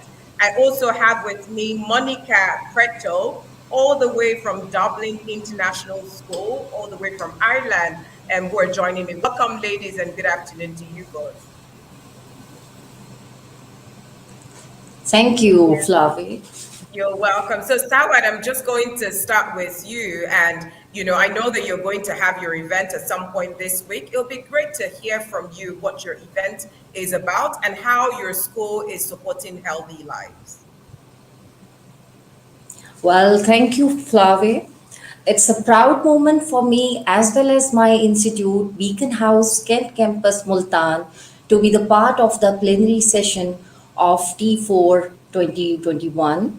And here I would like to let you know that how are we going to we are going to showcase our student-led venture, Kitchen Gardening, that will greatly enhance our viewers' ability to respect the earth and life in all its diversity. I want to tell you that our kitchen gardening activity, Nurturing the Nature, is our unique learning interaction, which enables our students to step ahead and contribute to support the healthy lives in their communities. So now we are going to showcase our event on 7th of October, 12 GMT and 5 p.m. Pakistan Standard Time during the week of World Education Week. I haven't registered for that yet, but I'm definitely going to be booking a ticket to attend your event. Sawat, could you just let us know who you're expecting to attend this event and what they will be learning for attending your event? Well, we are expecting a large audience to attend this event because Beacon House School System is an international school network, as well as the way you people are promoting this event, and especially now when Mr. Vikas has just announced such a wonderful announcement, and people are just pouring in and they want to just watch this. And let me tell you, this is such a wonderful opportunity that you people are providing to the global learning community, that they can exchange their wonderful learning experiences and their practices, their learning practices with each other from all over the world. So we are very excited to share our expertise with the people, because this is, so far as our expertise is concerned, this kitchen gardening activity that is called nurturing the nature is actually providing our students to be able to acquire the values of dignity and empathy by working with our school support staff and the people who really want their students to acquire these abilities of these all these dignity, these values of dignity and empathy. They must watch this, that how through our project of kitchen gardening we try to convey this message to the students, that how they should create the empathy, how can they get the empathy. They can, by working with the support staff. This kitchen garden was a green venture that actually enabled our young students to work or to collaborate, to interact with our support staff. And on the other hand, our support staff was able to uplift their self-respect and pride for being useful community members. And I must share one of the very important aspect of our project, our event, is that this green venture enabled the young minds to ponder over how a plate full of green vegetables approaches their dining table, which they usually take for granted. So we are looking forward to a lot many things that we are going to showcase, and we are looking forward to so many schools to join us to watch our endeavors that our students, our young minds have done. Our activities are also aligned with the United Nations Sustainable Development Goals, that is climate action, good health, and well-being. Thank you so much, Sawat. I'm going to ask you one last question, Sawat. And really, you've mentioned like the global best school prizes, has been announced, and all the way from Pakistan. And just given that this announcement was just made, how do you feel about this? Like, what are the opportunities, or what are we going to be seeing coming out of Pakistan, with this announcement that has just been made?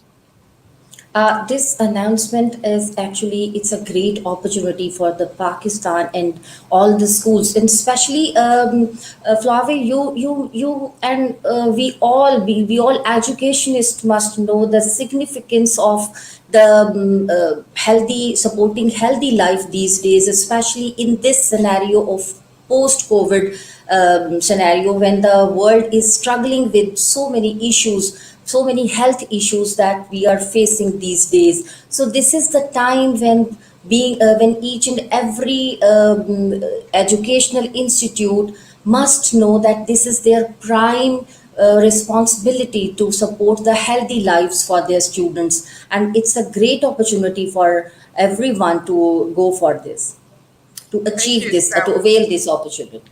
Thank you so much, Sawat. And to you, Monica, thank you so much for joining again.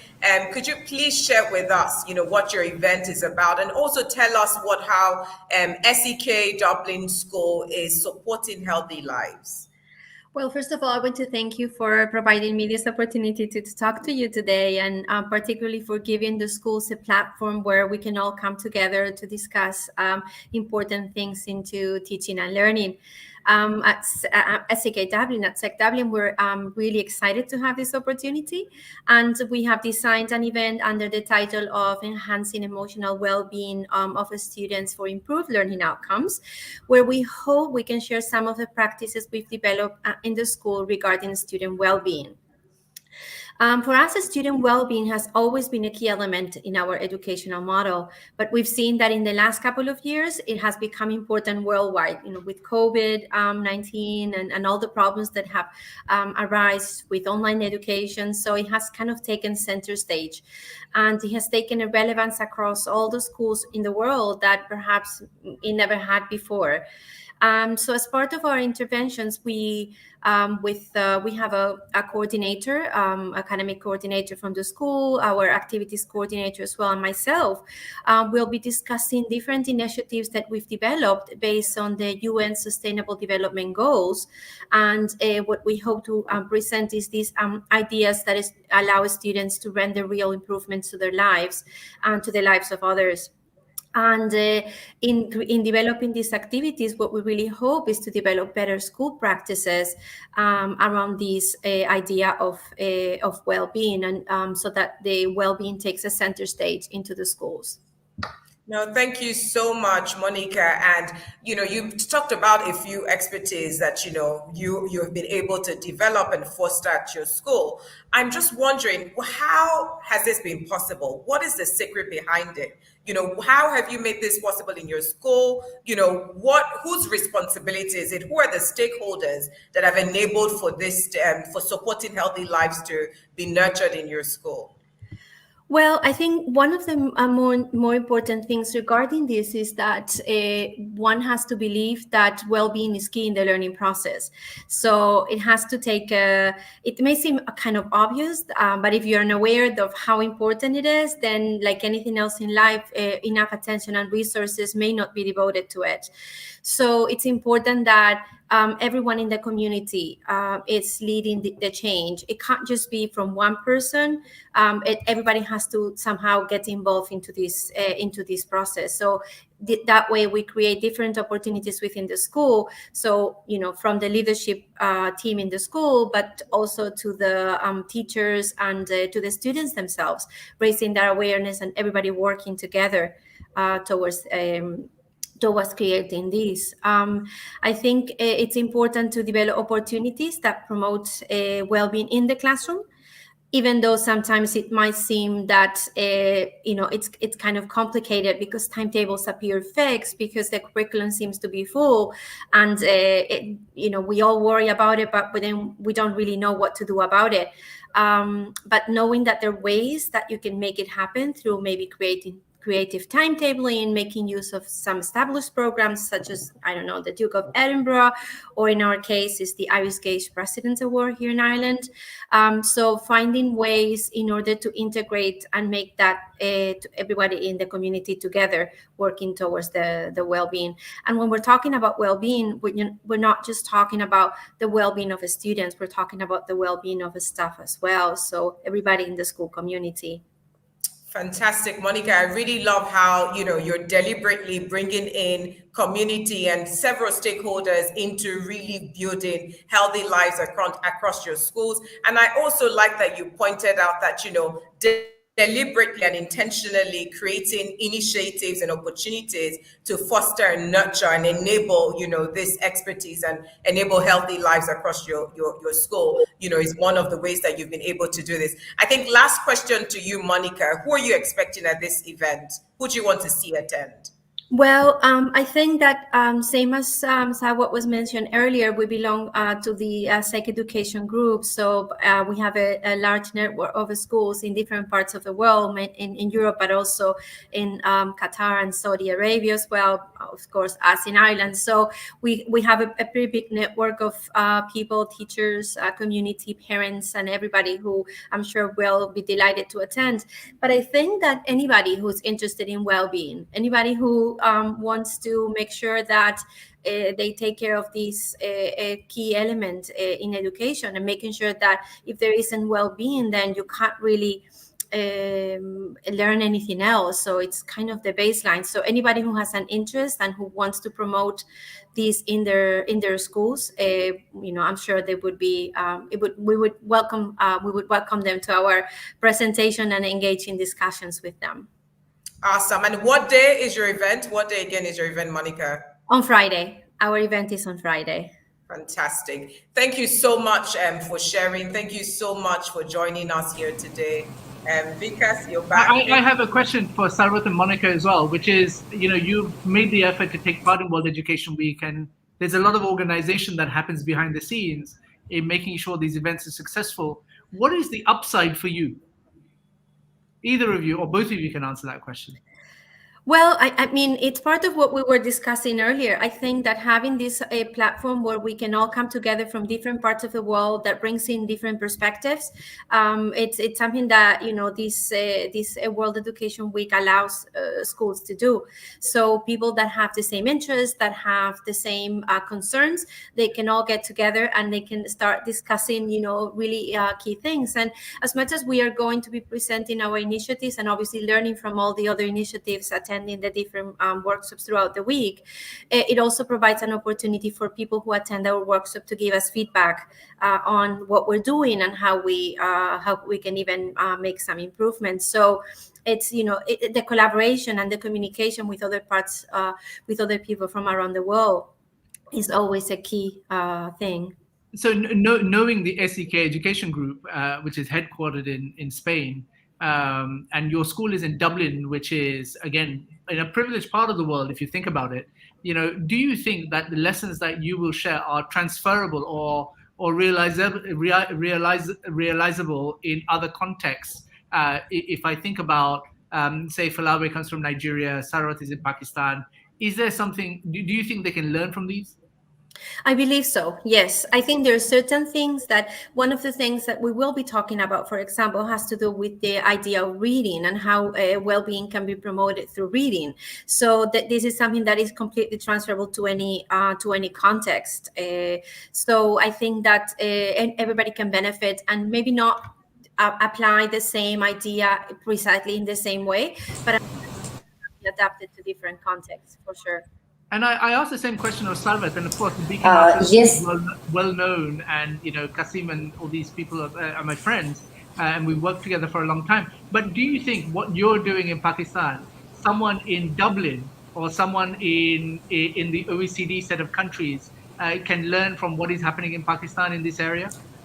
Yes, because let me tell you that nowadays this world has become a global village, and whatever being educationist, whatever we are teaching to our students, that is the same.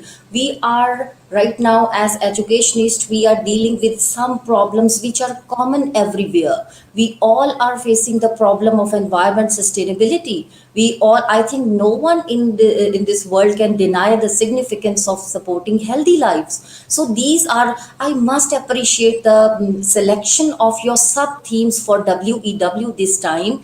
They are so well planned and so thoughtfully planned that each and every school all around the world, across the globe can benefit from these themes. So I think supporting as far as our theme that we are going to showcase on 7th of October is the supporting the healthy lives, that I believe is one of the most significant feature of today's world of education. That in this scenario, we must see that how can we provide the healthy environment to our students everywhere. And that means the way they work, the collaboration that we offer to our students, the teamwork, the mental satisfaction, how we engage them into environment-friendly activities. This is something that each and every school from all over the world would love to see, and they would like to follow these things. That how can they implement such things? I do believe that the pandemic, the one thing that it has done, because all of us have been humbled to our knees everywhere in the world, is that there's a greater openness and receptivity to learning from different contexts. So I totally buy this argument. That's why platforms like World Education Week have come into existence, so that we can share. And so stories from Pakistan can infiltrate and actually be used in other systems, I think is very powerful. Thank you so much, both of you, for taking part, and I'm really grateful to you. Do you have any final words, Monica? Well, just thank you so very much, like I said at the beginning, for giving us this opportunity, for being able to collaborate. And we hope to see a lot of people at our presentation next Friday, where we can continue conversations on student well-being. As Sabah was saying, it's an essential thing. No one can deny the importance of sustaining healthy lives. Fantastic. And Sarvat, any final words? I would say to all my viewers that you should not miss our event on 7th October, because this is going to help you how to inculcate the values of dignity and empathy among your students, along with their understanding towards their environment, that how to just be responsible towards their environment. All these things you people are going to watch, and I think there is much more that you people would love to know by the real person who is our the HM, the speaker who is going to speak in this event, Ms. Shirin Shafkat. She is the driving force behind this whole project, and our students are brilliant students who are going to showcase you. They are going to present the pictorial evidences of this whole project, and definitely you people are going to learn a lot from this. I love your salesmanship, and I wish you well for your events. Thank you so much for participating. Thank you. Bye-bye. Thank you. And so, Falawe, we're like almost halfway through this event. I was about to say the same thing, Vikas. And tell me, what is it, as a summary, in terms of what is it that you've heard in the first half of this event? Vikas, I've heard so much, starting from, so first, I think that what the most exciting thing so far first is the announcement that you made. I think that is just so phenomenal. Like, I'm thinking about what will happen next year, with just the showcase of schools who will potentially win the prizes, but I also really liked Andreas' presentation, on just the effect of socio-emotional skills, on learning outcomes, and just the correlation of, teachers who are able to better engage with their students and how that impacts, learning outcomes. Like, I thought that was so profound and just very powerful. I obviously love the presentation by our students from all the way from Sweden, the Dream Orchestra. I thought that was beautiful. And I really liked Esteban's, his sharing around like the thinking behind, recognizing schools. Like, it takes so much more than just teachers, but their community leaders, their school leaders, and their parents that make school work. And so, that real big idea around, we need to recognize, we need to showcase, we need to create the awareness about the expertise that allow for these schools to work. It's still so much, there's still the one on innovation that, with Lego Foundation as well. And just also the one we've just completed on supporting healthy lives and just how that can be fostered and nurtured and sustained in schools. And the importance of that really, when we think about, this uncertain future of us, that we're going into. So it's been so exciting, but I cannot believe it. We're halfway through this, Vikas.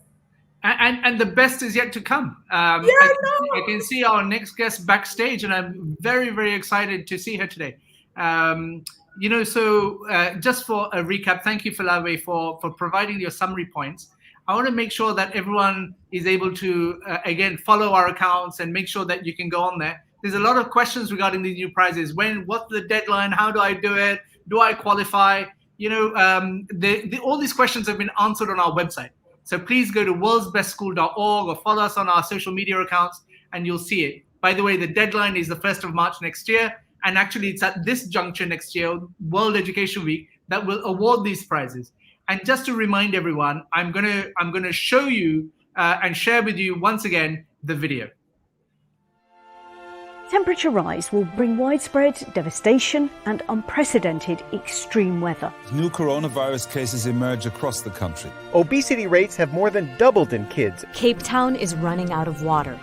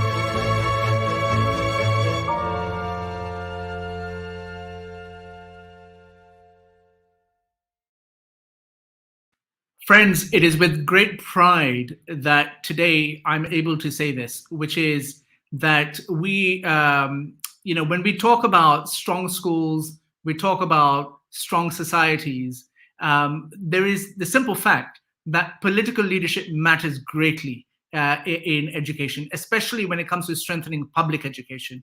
And our next guest has a phenomenal track record of serving in her country, not just as education minister, but now as the president of her country, Moldova. Please welcome Her Excellency Maia Sandu. Your Excellency, welcome to World Education Week's plenary. Do you have any opening remarks, ma'am? Thank you, Vikas. Thank you for the invitation, and thank you for the presentation. Yes, I'm proud that I had the experience to work as the Minister of Education in Moldova, and I actually became a politician because at some point I understood that we need political support in order to invest more in education and to implement the reforms that the country needs to have quality education and to provide access to everyone. But of course, I would like to congratulate the organizers for attracting the interests of so many schools and of so many teachers, and for offering this possibility to exchange ideas and to learn. And tell us about the situation with regards to education in your country, Moldova. Well, of course, the education sector is facing multiple challenges, and it was facing these challenges before the COVID situation. The COVID situation has made things more difficult. We have been trying to improve access. We've been trying to improve the relevance, the quality of education. We've been trying to make the teaching profession more attractive to the young, promising kids, to the new generation. And for that, the country needs to implement a lot of measures. This is about improving the payment, motivating better financially, but also appreciating the teachers. And this is a very big discussion, and that's why I actually congratulate you on raising this issue, which is extremely important, because the quality of education depends on the quality of teachers for the biggest part of it. Of course, there are many things, but the good teachers who do not only teach, but who also inspire, these are the teachers who will prepare the new generation for the challenging future. And so thank you for that. And so there's a lot of actually research and a lot of evidence that talks about education reform. Lots and lots of books have been written on this, and you, as well as I, as actors in the education sector, previous to your high office, have attempted various things. The one thing that we know that has come through as a learning over the pandemic in particular is the importance of heads of government actually using the platform to speak about education. And that's why I was very keen to have you here with us, because it is when a head of government actually speaks about education, the Minister of Education can often make, with greater confidence, the reforms that they want to make or they aspire to make sure that changes occur. Otherwise, everything seems incremental, we learn. And so thank you so much for that. But do you have a comment on that? Well, you remember that we used to talk about that yes. For politicians, education is a domain which does not show immediate results. So you really need to have responsible, visionary politicians who would take the time and allocate the resources to reform education, because the results are going to be seen after the end of the political cycle. And that's why it is so difficult, on one hand, to keep the attention of politicians on education. Again, my experience was that I started in education, and then we decided together with the team that we need to get political support, and we actually established a political party. We won the elections, and now we have an opportunity to prove that we are responsible politicians and that we do see education as one of the most important tasks for the country. So I have a presidential program that I hope to be able to launch soon and to get enough support from the government and including financial support. This is about significantly improving the education of teachers. I actually believe that we need to have an excellent university which is going to teach teachers, because then this could have a significant impact on the educational results in general. But also it's about changing the status or the way we see in the society the role of the teachers. This is a big impediment. When I was talking to young people, to young people who were choosing their profession and asking them how many of them want to become teachers, it was very sad to see that very few of them would decide to select this profession.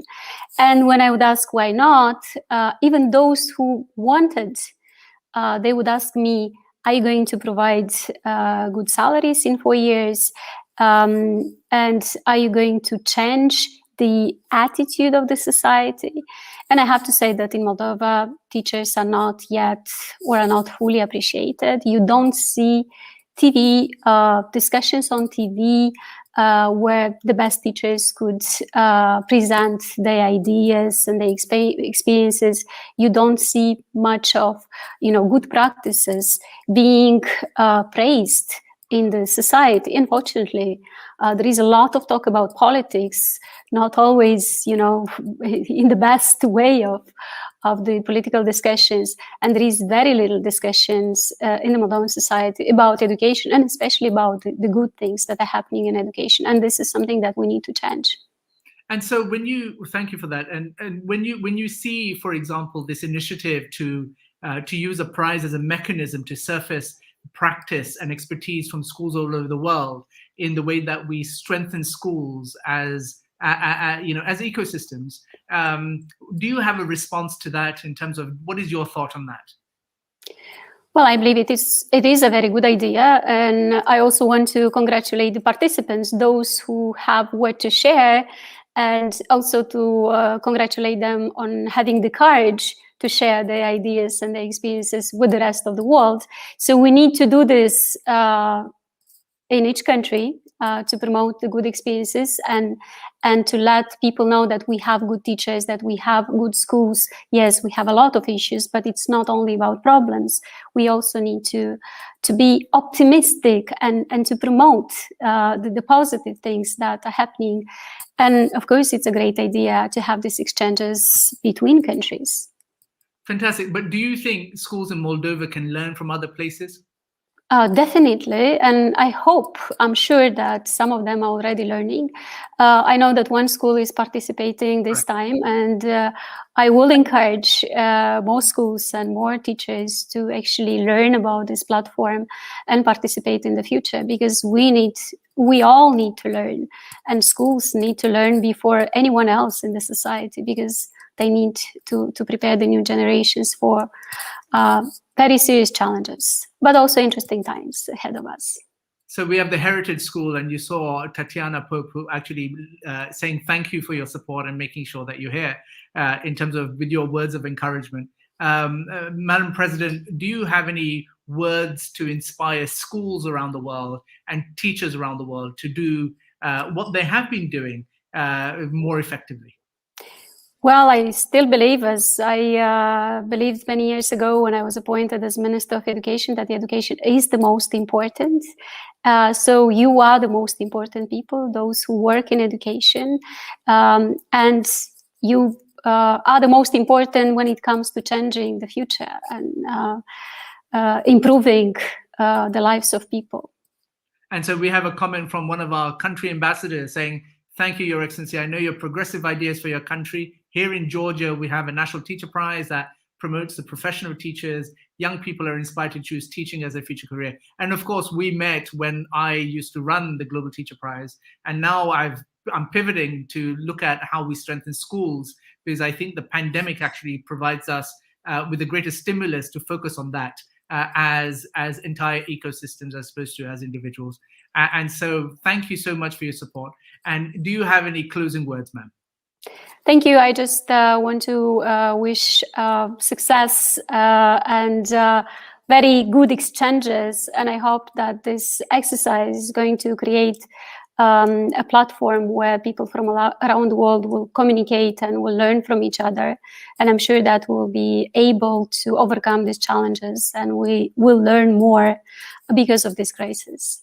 Well, thank you so much, Your Excellency, and please know that I'm very grateful to you for making the time on Sunday to be with us today. Thank you very much. Thank you on behalf of the whole community. Thank you. All the best. And so, friends, I mean, how often can you say that, right? A president of a country has turned up to an education event to talk about school expertise, and that is what an exceptional leader is. And so, without further ado, I want to bring back Falawe. Falawe, do you have a response? No, because I just thought that was amazing. For me, I find it so inspiring to just hear women leaders, particularly Madam President, just talk about her visionary ideas, for education in Moldova. And I think that's just so inspiring. And I'm really, really excited. And I'm sure many people who are watching and participants are equally as inspired. Just hearing from a leader, prioritize, education, but also share her plans, for education in her country. So thank you so much again, Madam President. And so we now are over to you, Falawe, for our next segment. Yes.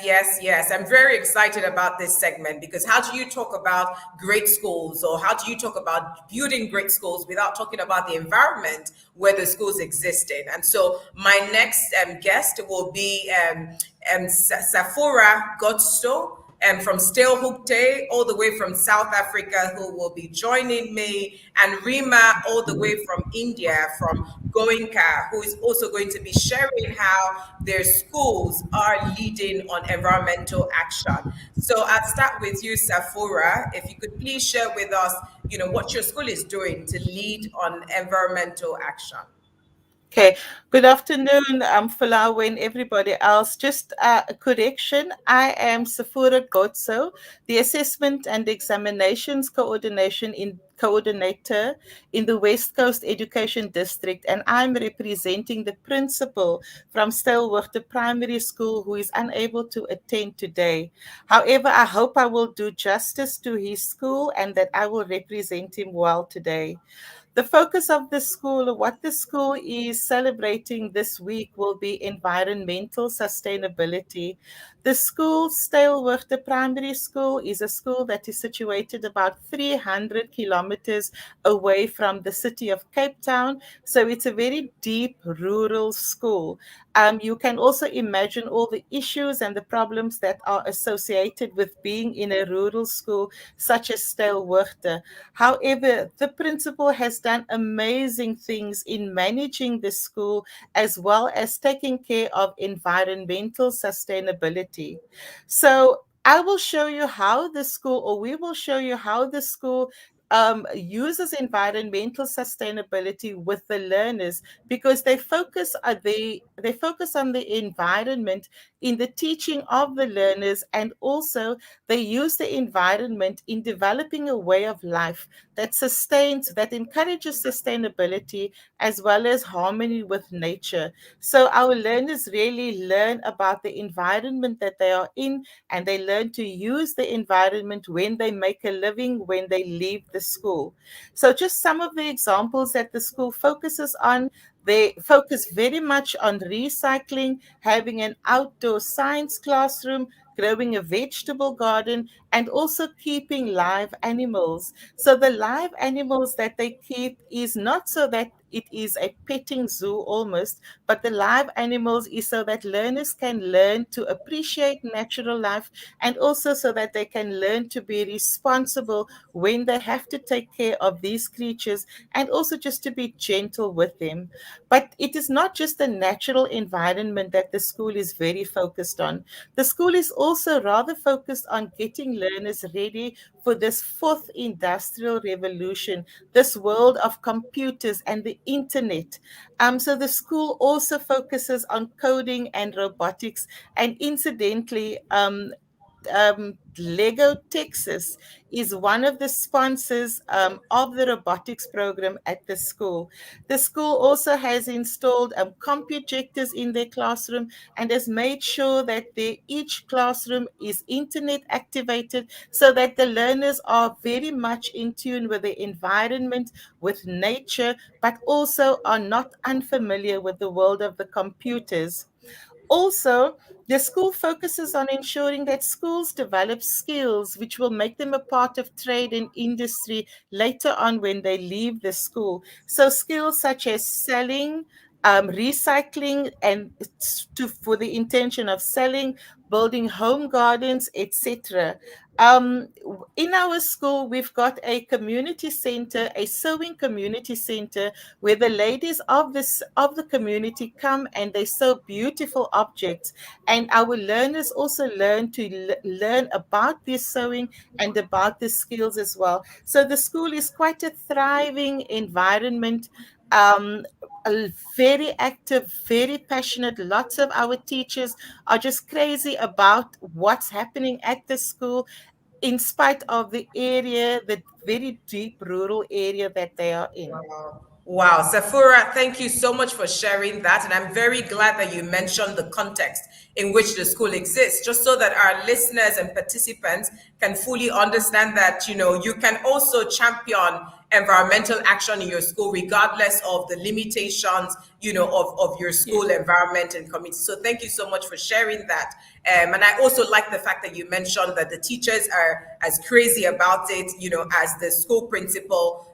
So thanks for sharing. I'll come to you now, Rima, as you're also going to be showcasing at the during this 6 days. And could you share with me, how your school has been able to sustain environmental action across the school? And also, please share with me in particular, who within your school system makes this possible? Who is making this possible?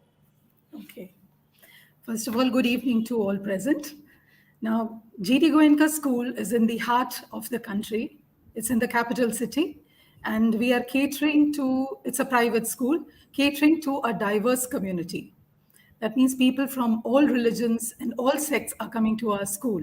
It is a co-educational school with 2,500 students from nursery till grade 12. Environment sustainability has been very seamlessly integrated with curriculum.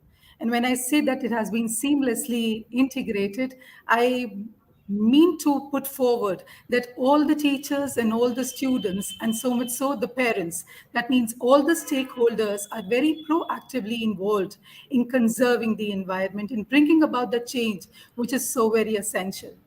And it is in this regard that all our programs that we have for sustainability, it is related with the community. We were recipient of the Sustainable Development Award at a national level. For the green work that we did, we adopted a patch area, it was a barren area, which was, with the efforts of the students, converted into a green area. Then after that, there was the metro pillars beautification that was taken up by my students to send out a strong message for the community that how the resources are important for everyone to use very judiciously, whether it is water, whether it is energy. So it is wide and clear to every passerby on the road, the work done by my students. So I believe that these small efforts do bring about a change. Then to bring in the entrepreneurial skills of the students, because it is academics and your philosophy which goes hand in hand. So we have the School Enterprise Challenge, which we are doing it at an international level, where my children picked up how to have a sustainable environment, yet get to be an entrepreneur at the same time. And here also the children were able to bag the silver medal. They were able to make good profits out of it. And what they showcased, they simply showcased best out of waste material. Here we are, my students are connected with the NGOs, where because of this unprecedented times, everybody is with gadgets. So how to dispose these e-wastes, which is very, very pertinent to our society now. So the management of this waste is being looked after by my students in collaboration with 2 NGOs who help them in segregating and then disposing it off in the rightful manner. And in this effort and endeavor, our parents are also contributing. So we have a regular support from the parents who look after it. During these digital times also, when we were not present in school, we had the plantation drives, and right from grade 1 till grade 12, everybody was very eager to showcase what they have done at home, and so were their parents. So it was like every day we were having a good assembly in the morning where everybody was eager to showcase something what they have achieved over a period of time, how the children were supporting and guiding the parents not to waste water, be careful about the use of electricity. So all these things, I think these are very, very small steps, yet they make a big difference in the society. And this is what I hope to achieve. And in this endeavor and my initiative, I am the head teacher. So from the head teacher, along with my very, very warm and proactive faculty, everyone is involved. And Fantastic.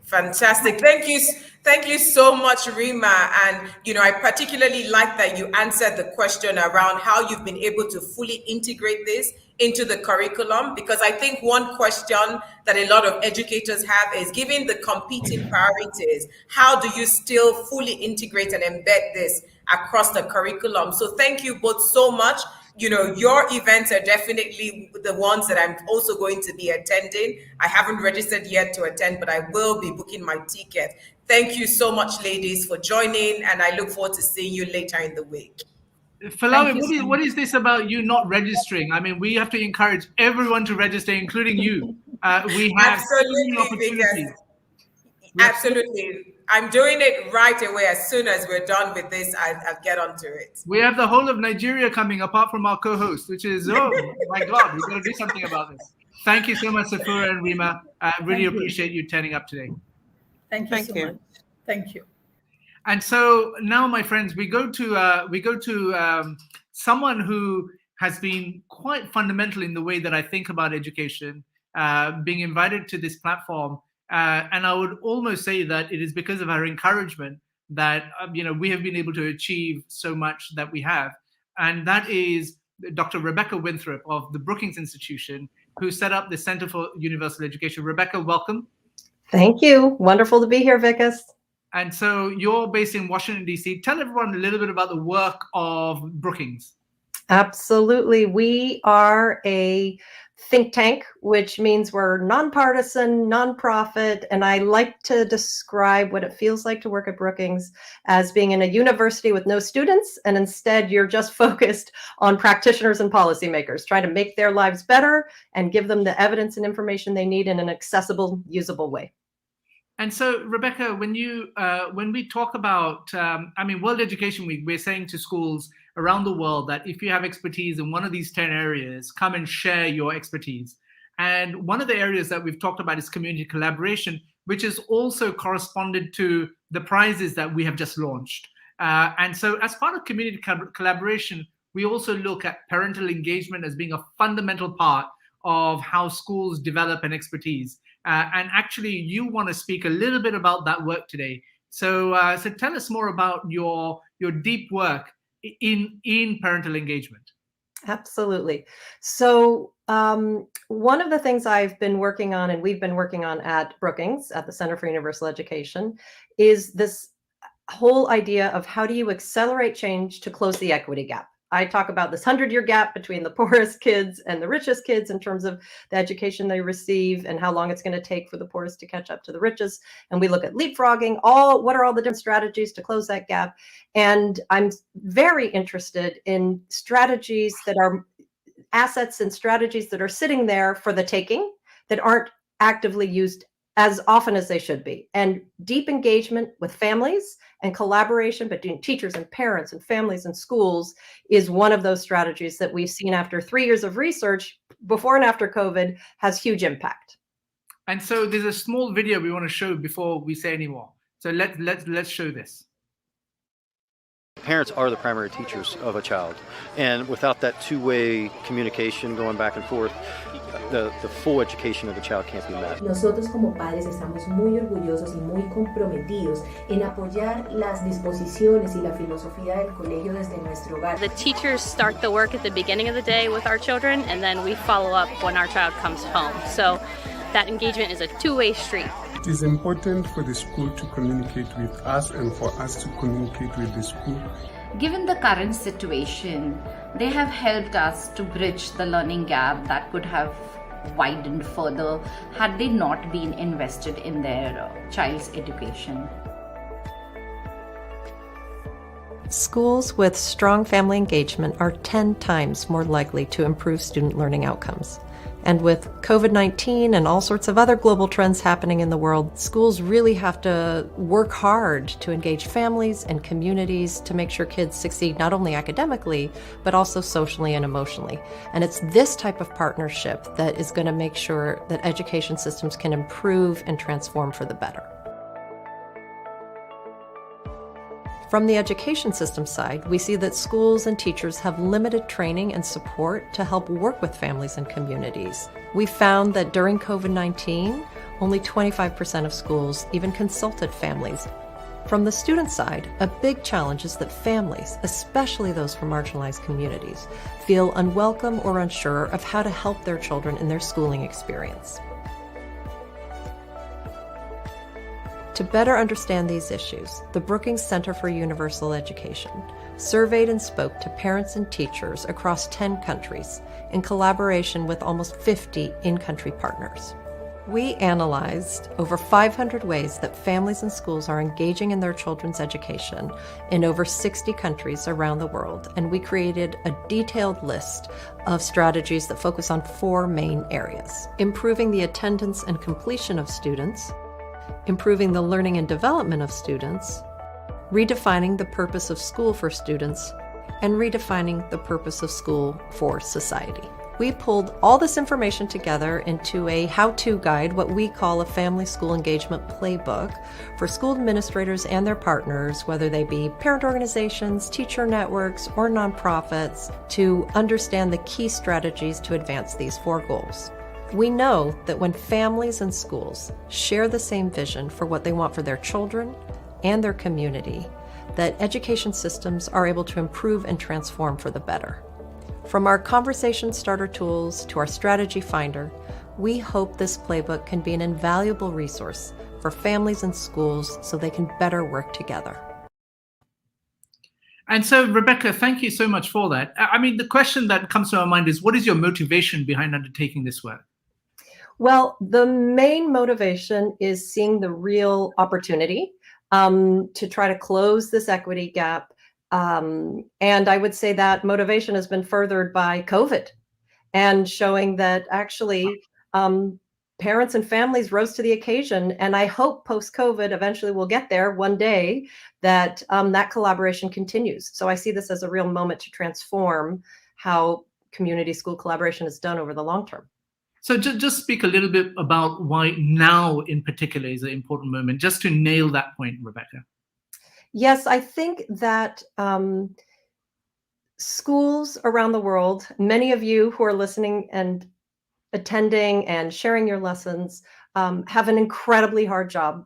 I always say that schools are one of the most underappreciated complex social organizations in terms of the number of decisions a school leader has to take is second only to emergency room doctors. And that actually families and greater collaboration can really help. And as schools are just facing such enormous challenges right now with, loss of instructional time, trying to reach kids who have dropped out and trying to find them, thinking about hybrid and remote to accommodate for all sorts of difficult situations, that this is a particularly timely topic. And so, Rebecca, when you talk about the playbook, how can educators or education leaders engage more deeply with it? I would encourage everybody to go check out the playbook, and I just tweeted it out. You can go follow me at Rebecca Winthrop. I just tweeted the link, what I would encourage you all to do is go check it out online. There's also a PDF. And there's so much information. First, there's information that shows you what good type of effective family school collaboration looks like. And the basic message there is it's less one-way information and more developing a trusting relationship and continuous engagement. Secondly, it has a ton of strategies. We looked at 500 strategies across 60 countries and highlighted the best, including lots of creative ones from school leaders around the world for family engagement in the strategy finder. It's interactive. Go take a look, see what inspires you. It shows you exactly how they did it and the lessons learned and more information. And then the third thing I would encourage people to really take a look at and take and adapt and use as your own is our conversation starter tools. Because one of the things we found is that, and we did a ton of surveys. We surveyed 6,000 teachers across 10 countries and 25,000 parents across these same countries. The parents and teachers aren't always on the same page on what they think a good quality school looks like. And that actually these conversation starter tools will help guide schools to have an intentional conversation with their families about what that looks like. And that intentional conversation is really important. And so when we talk about these guided workshops, we have an offer for the T4 community today. Do you want to unveil it? Absolutely. And Vikas, I'm glad I've been influential in helping you get into the education sector. You have been influential to me to suggest ways to be more helpful to your audience. So this was your idea, and I thank you for it. We are offering guided workshops from our center, and the first 50 folks who sign up, we will source a speaker. There'll be virtual workshops. There's a whole playbook guided workshop materials pack that has PowerPoints and talking points and workshop materials that you can use and adapt. So it will help you, if you're interested, and you and your teams really explore this playbook resources in much more detail. And so the offer, my friends, is very simple. You have world-renowned experts who are willing to come and take part in a guided workshop for your school, wherever you are in the world, because of the use of technologies like Zoom and Google Meet and Teams, and that Rebecca and the Brookings Institute, who are the world-leading experts in this subject, are willing to do for you. So I know that the link that I've listed over here is being shared in all the social media groups. And so if you as a school leader or as a school want to take this opportunity up, there are only 50 such opportunities to be taken up where they will provide a speaker. But you can use all of the resources, you can download all of the content and make use of it, because when you think about parental engagement, there's probably nothing more important when you think about community collaboration than actually having your own parents, the parents of your kids, actually engaged in what you're doing as a school. And actually what Andreas said earlier on today about social emotional learning, about how parents want the wellness and the health of their children, all of these subjects play into exactly what Rebecca is talking about. And so I'd like to encourage all of us to actually go and visit the website, pull in your details. There are only 50 slots for expert speakers to be appointed towards your school. They're done on a first-come, first-served basis, and Rebecca and her team will be more than happy to field an expert partner from their network to come and speak at your event. Rebecca, are there any final words that you have to share? I just want to say congratulations, Vikas. It's very exciting about the prizes being announced. I remember actually a couple of years ago in our 17 Rooms event, we were brainstorming such an idea, and you have brought it to life. And I'm so thrilled that it's launched, and I'm very thrilled. I'm very excited to see the applicants, because there's so many wonderful schools out there who can really share their lessons, and Thank you, particularly in Rebecca. the community engagement piece. No, absolutely, Rebecca. The thing is about these prizes is that equally like Andreas and Esteban, who was here earlier as well, and yourself, you've been so encouraging in terms of this approach to think about schools, that actually the prizes are, I want to see them as a mechanism as opposed to an end goal. The mechanism is to build a shared and learning community around how you develop best practice and how you actually share. So yes, of course, there's celebration, and yes, it focuses the mind, but actually there's a massive public good that can come from this. And this is what motivates me. And what's really remarkable about this process is that the amount of educators and experts that have been involved in designing this thing, I think really stands it in good stead, because it comes from the grassroots. It is a representation of what teachers and education experts have told us, and not just a figment of my imagination.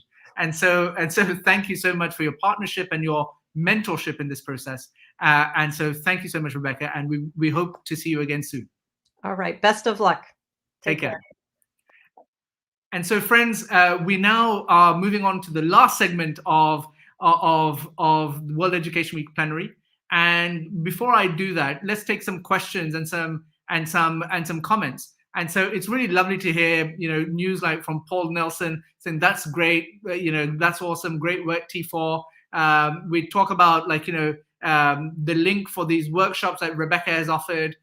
We talk about geographical diversity. We have Wasit from Iraq that is participating, from Varanasi in India. There's Priti greeting us.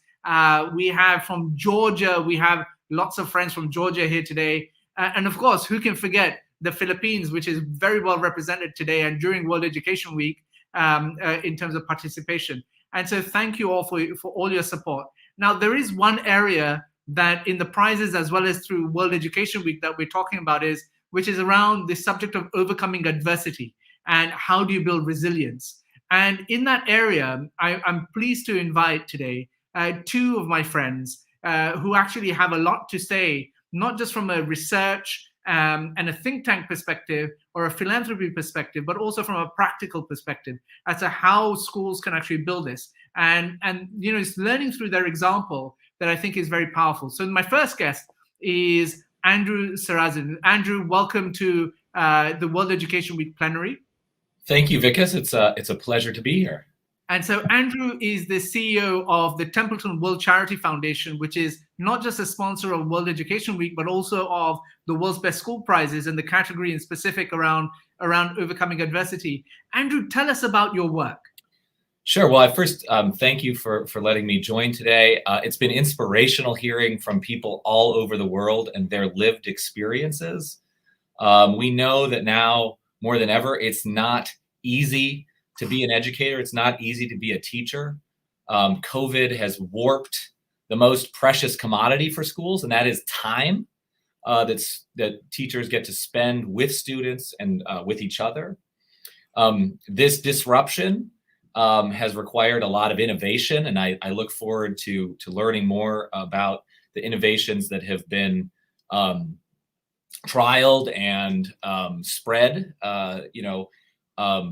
Now, the work of the Templeton World Charity Foundation is very consonant with this global spirit of innovation, rising up to face an unprecedented amount of diversity and disruption. And as the last segment said, causing deep thinking about what the purposes of education are itself. So over the next 5 years, the Templeton World Charity Foundation is going to invest over $60 million in spreading new innovations for human flourishing, research, policy, and practice. Where it comes, I think this event and this week comes to the fore, certainly is in the realm of socio-emotional learning and the importance of that, helping students acquire skills to manage their emotions, set and achieve positive goals, feel and show empathy for each other, establish and maintain positive relationships, and make responsible decisions. So we call these the habits of mind and heart that are at the center for student flourishing, and I would argue at the center for human flourishing, now more than ever. Yeah. No, thank you for sharing that. And I just want to put on notice my friends Zeljana and Borko, who I'm going to bring onto the screen in a minute, because there's a really good reason that they're here to partner with us on this segment, because they come from a region that I think has gone through so much stress and conflict that actually when we talk about forgiveness and we talk about human flourishing, it's certainly worthy in terms of worth us actually hearing from them. Sure.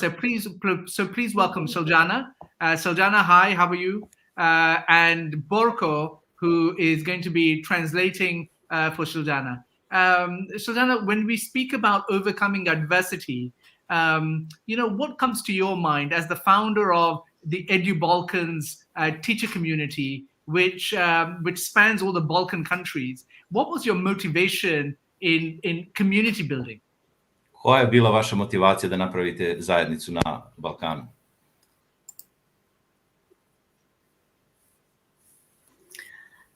Motivacija da se napravi... Prvo, dobar dan svima. Pozdrav sa Balkana, pozdrav iz svih država bivše Jugoslavije. Hello from the Balkans and the Balkan region.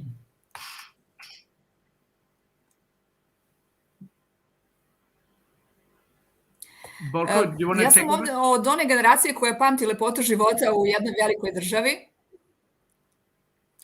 I'm from that generation that remembers the beauty of life in a great country.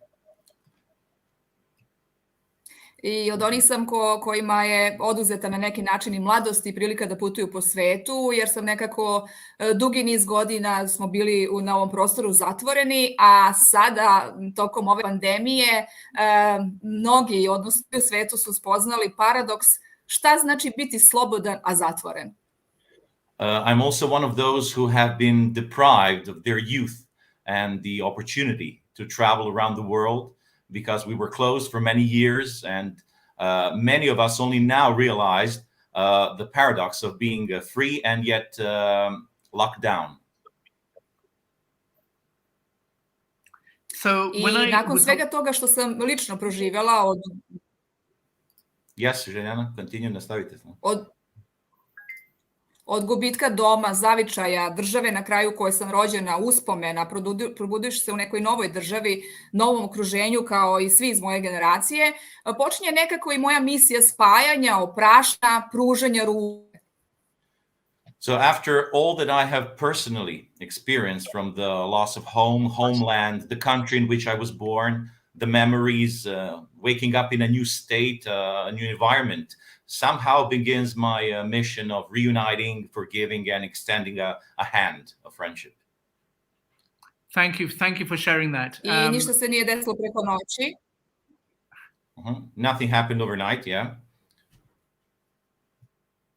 Continue, nastavite. Preko noći, najpre kroz neke manje projekte poput festivala Kreativna čarolija, pa onda preko Dečijeg centra Čarovno selo, pa u skorije vreme Čarobne interkulturalne mreže prijateljstva, da bismo moje kolege i ja tokom 2018. dali sebi zadatak da zaista ozbiljno pokušamo da okupimo na jednom mestu najbolje nastavnike Zapadnog Balkana, odnosno sa prostora bivše Jugoslavije.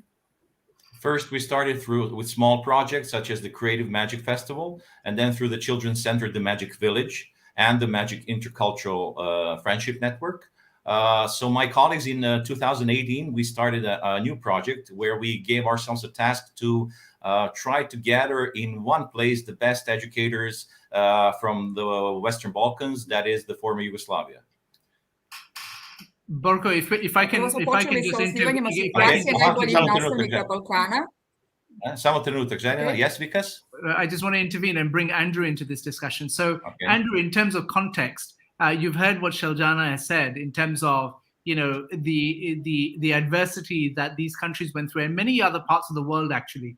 And so, you actually have an event coming up later on this week. Do you want to say a little bit about it and tell us about what tools can be developed, to actually make sure all people and children flourish in the face of adversity? Sure, and thanks, because I think that story about the Balkans and nation building is so important, and we might one day eliminate the public health threat of coronavirus, but one thing we won't eliminate is interpersonal hurt and trauma that comes from an imperfect world.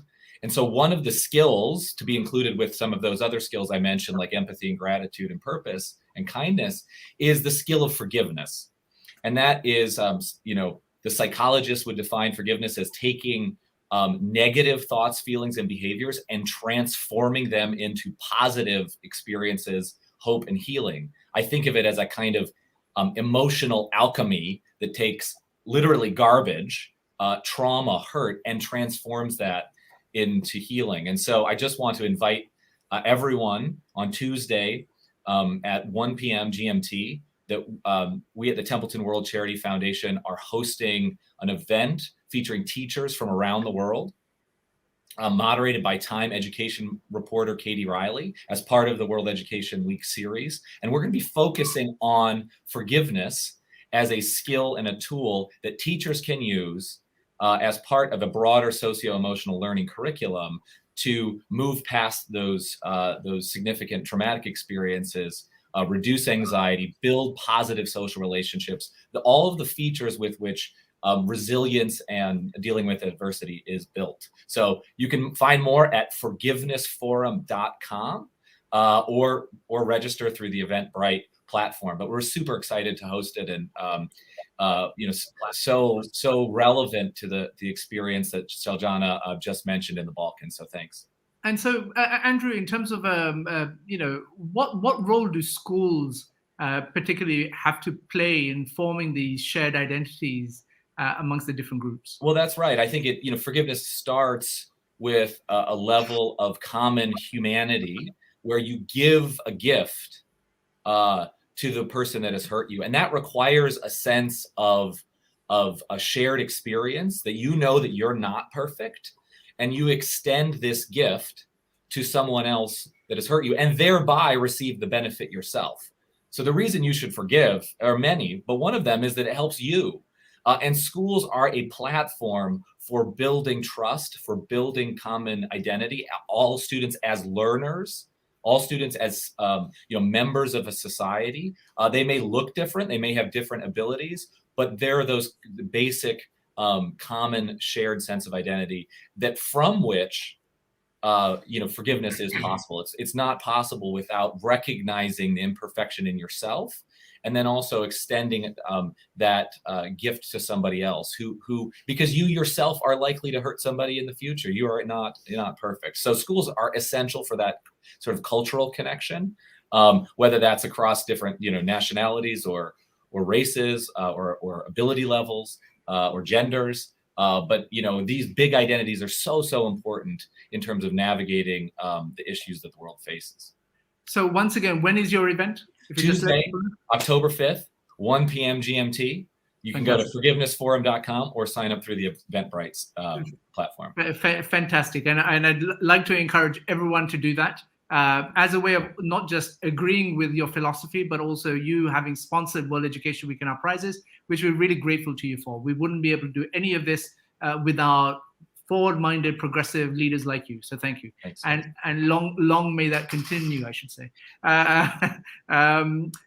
Zeljana, in terms of as a reaction to what Andrew has said about the importance of reconciliation and forgiveness as a strategy, do you have a view on this? Da li vi imate želje na neki pogled na oproštaj kao strategije?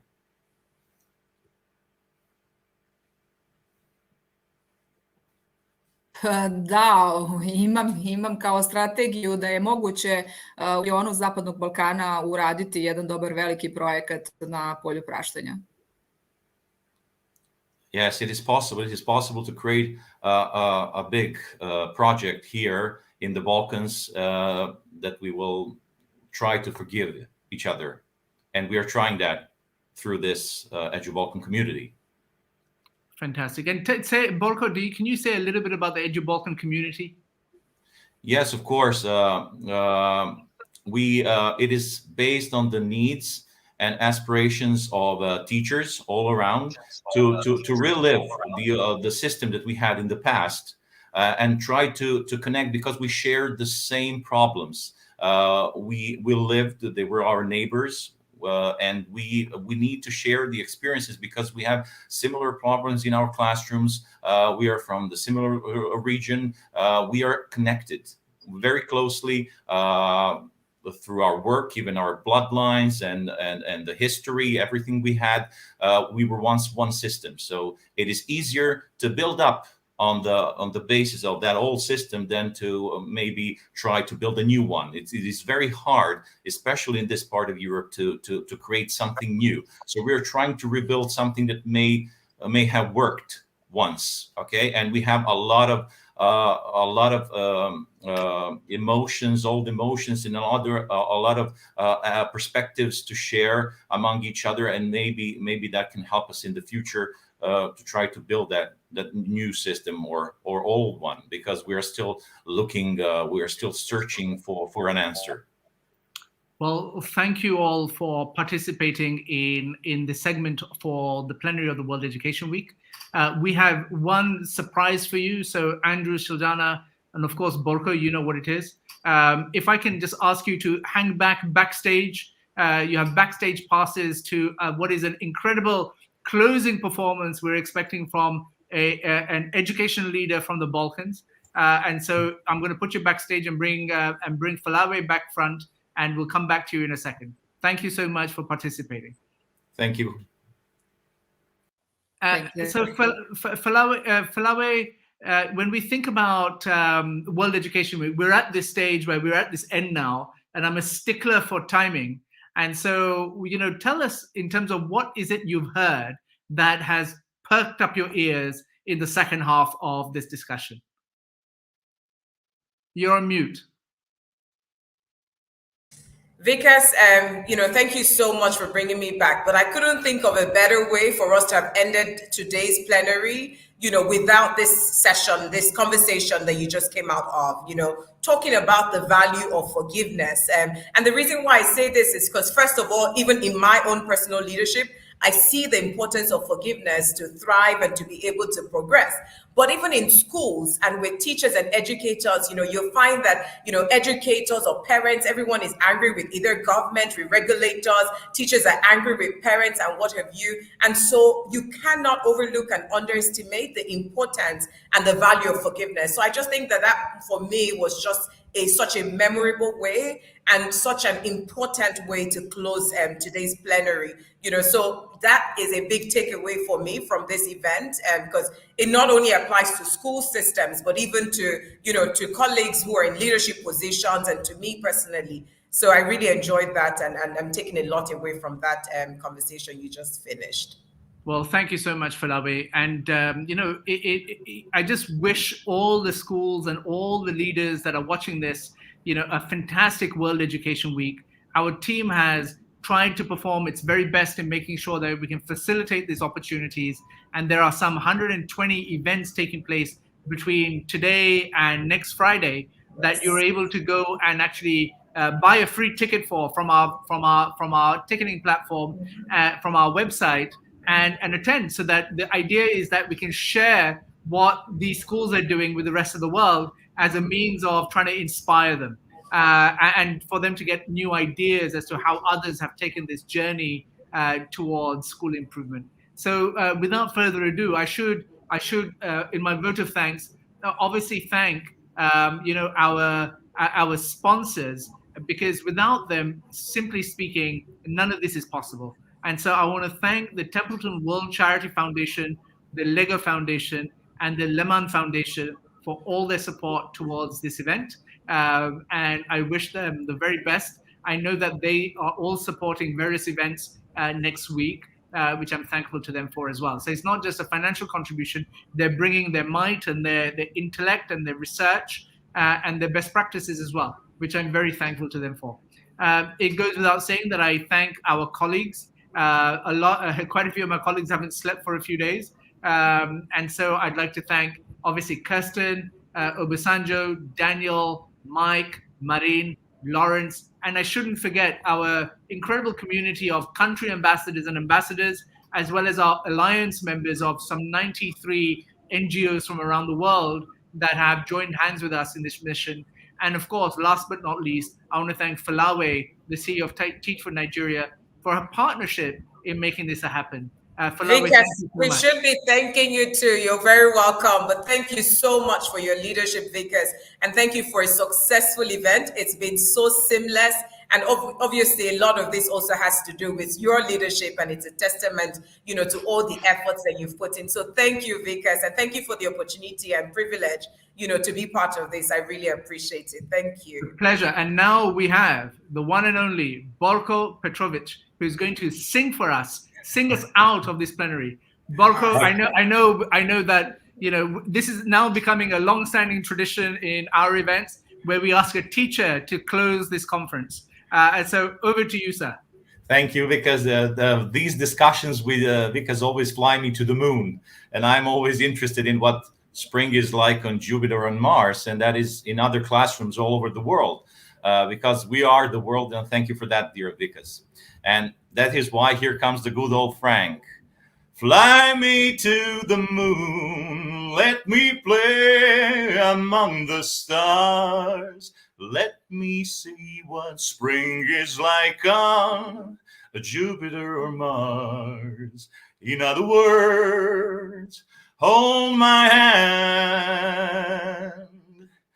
In other words, baby, kiss me.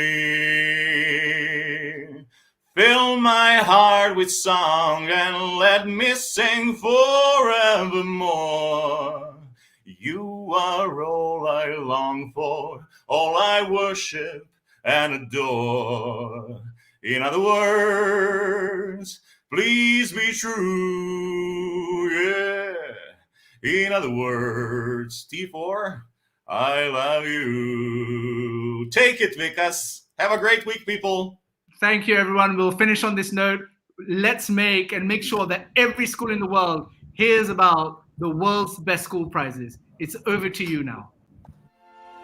Temperature rise will bring widespread devastation and unprecedented extreme weather. New coronavirus cases emerge across the country. Obesity rates have more than doubled in kids. Cape Town is running out of water.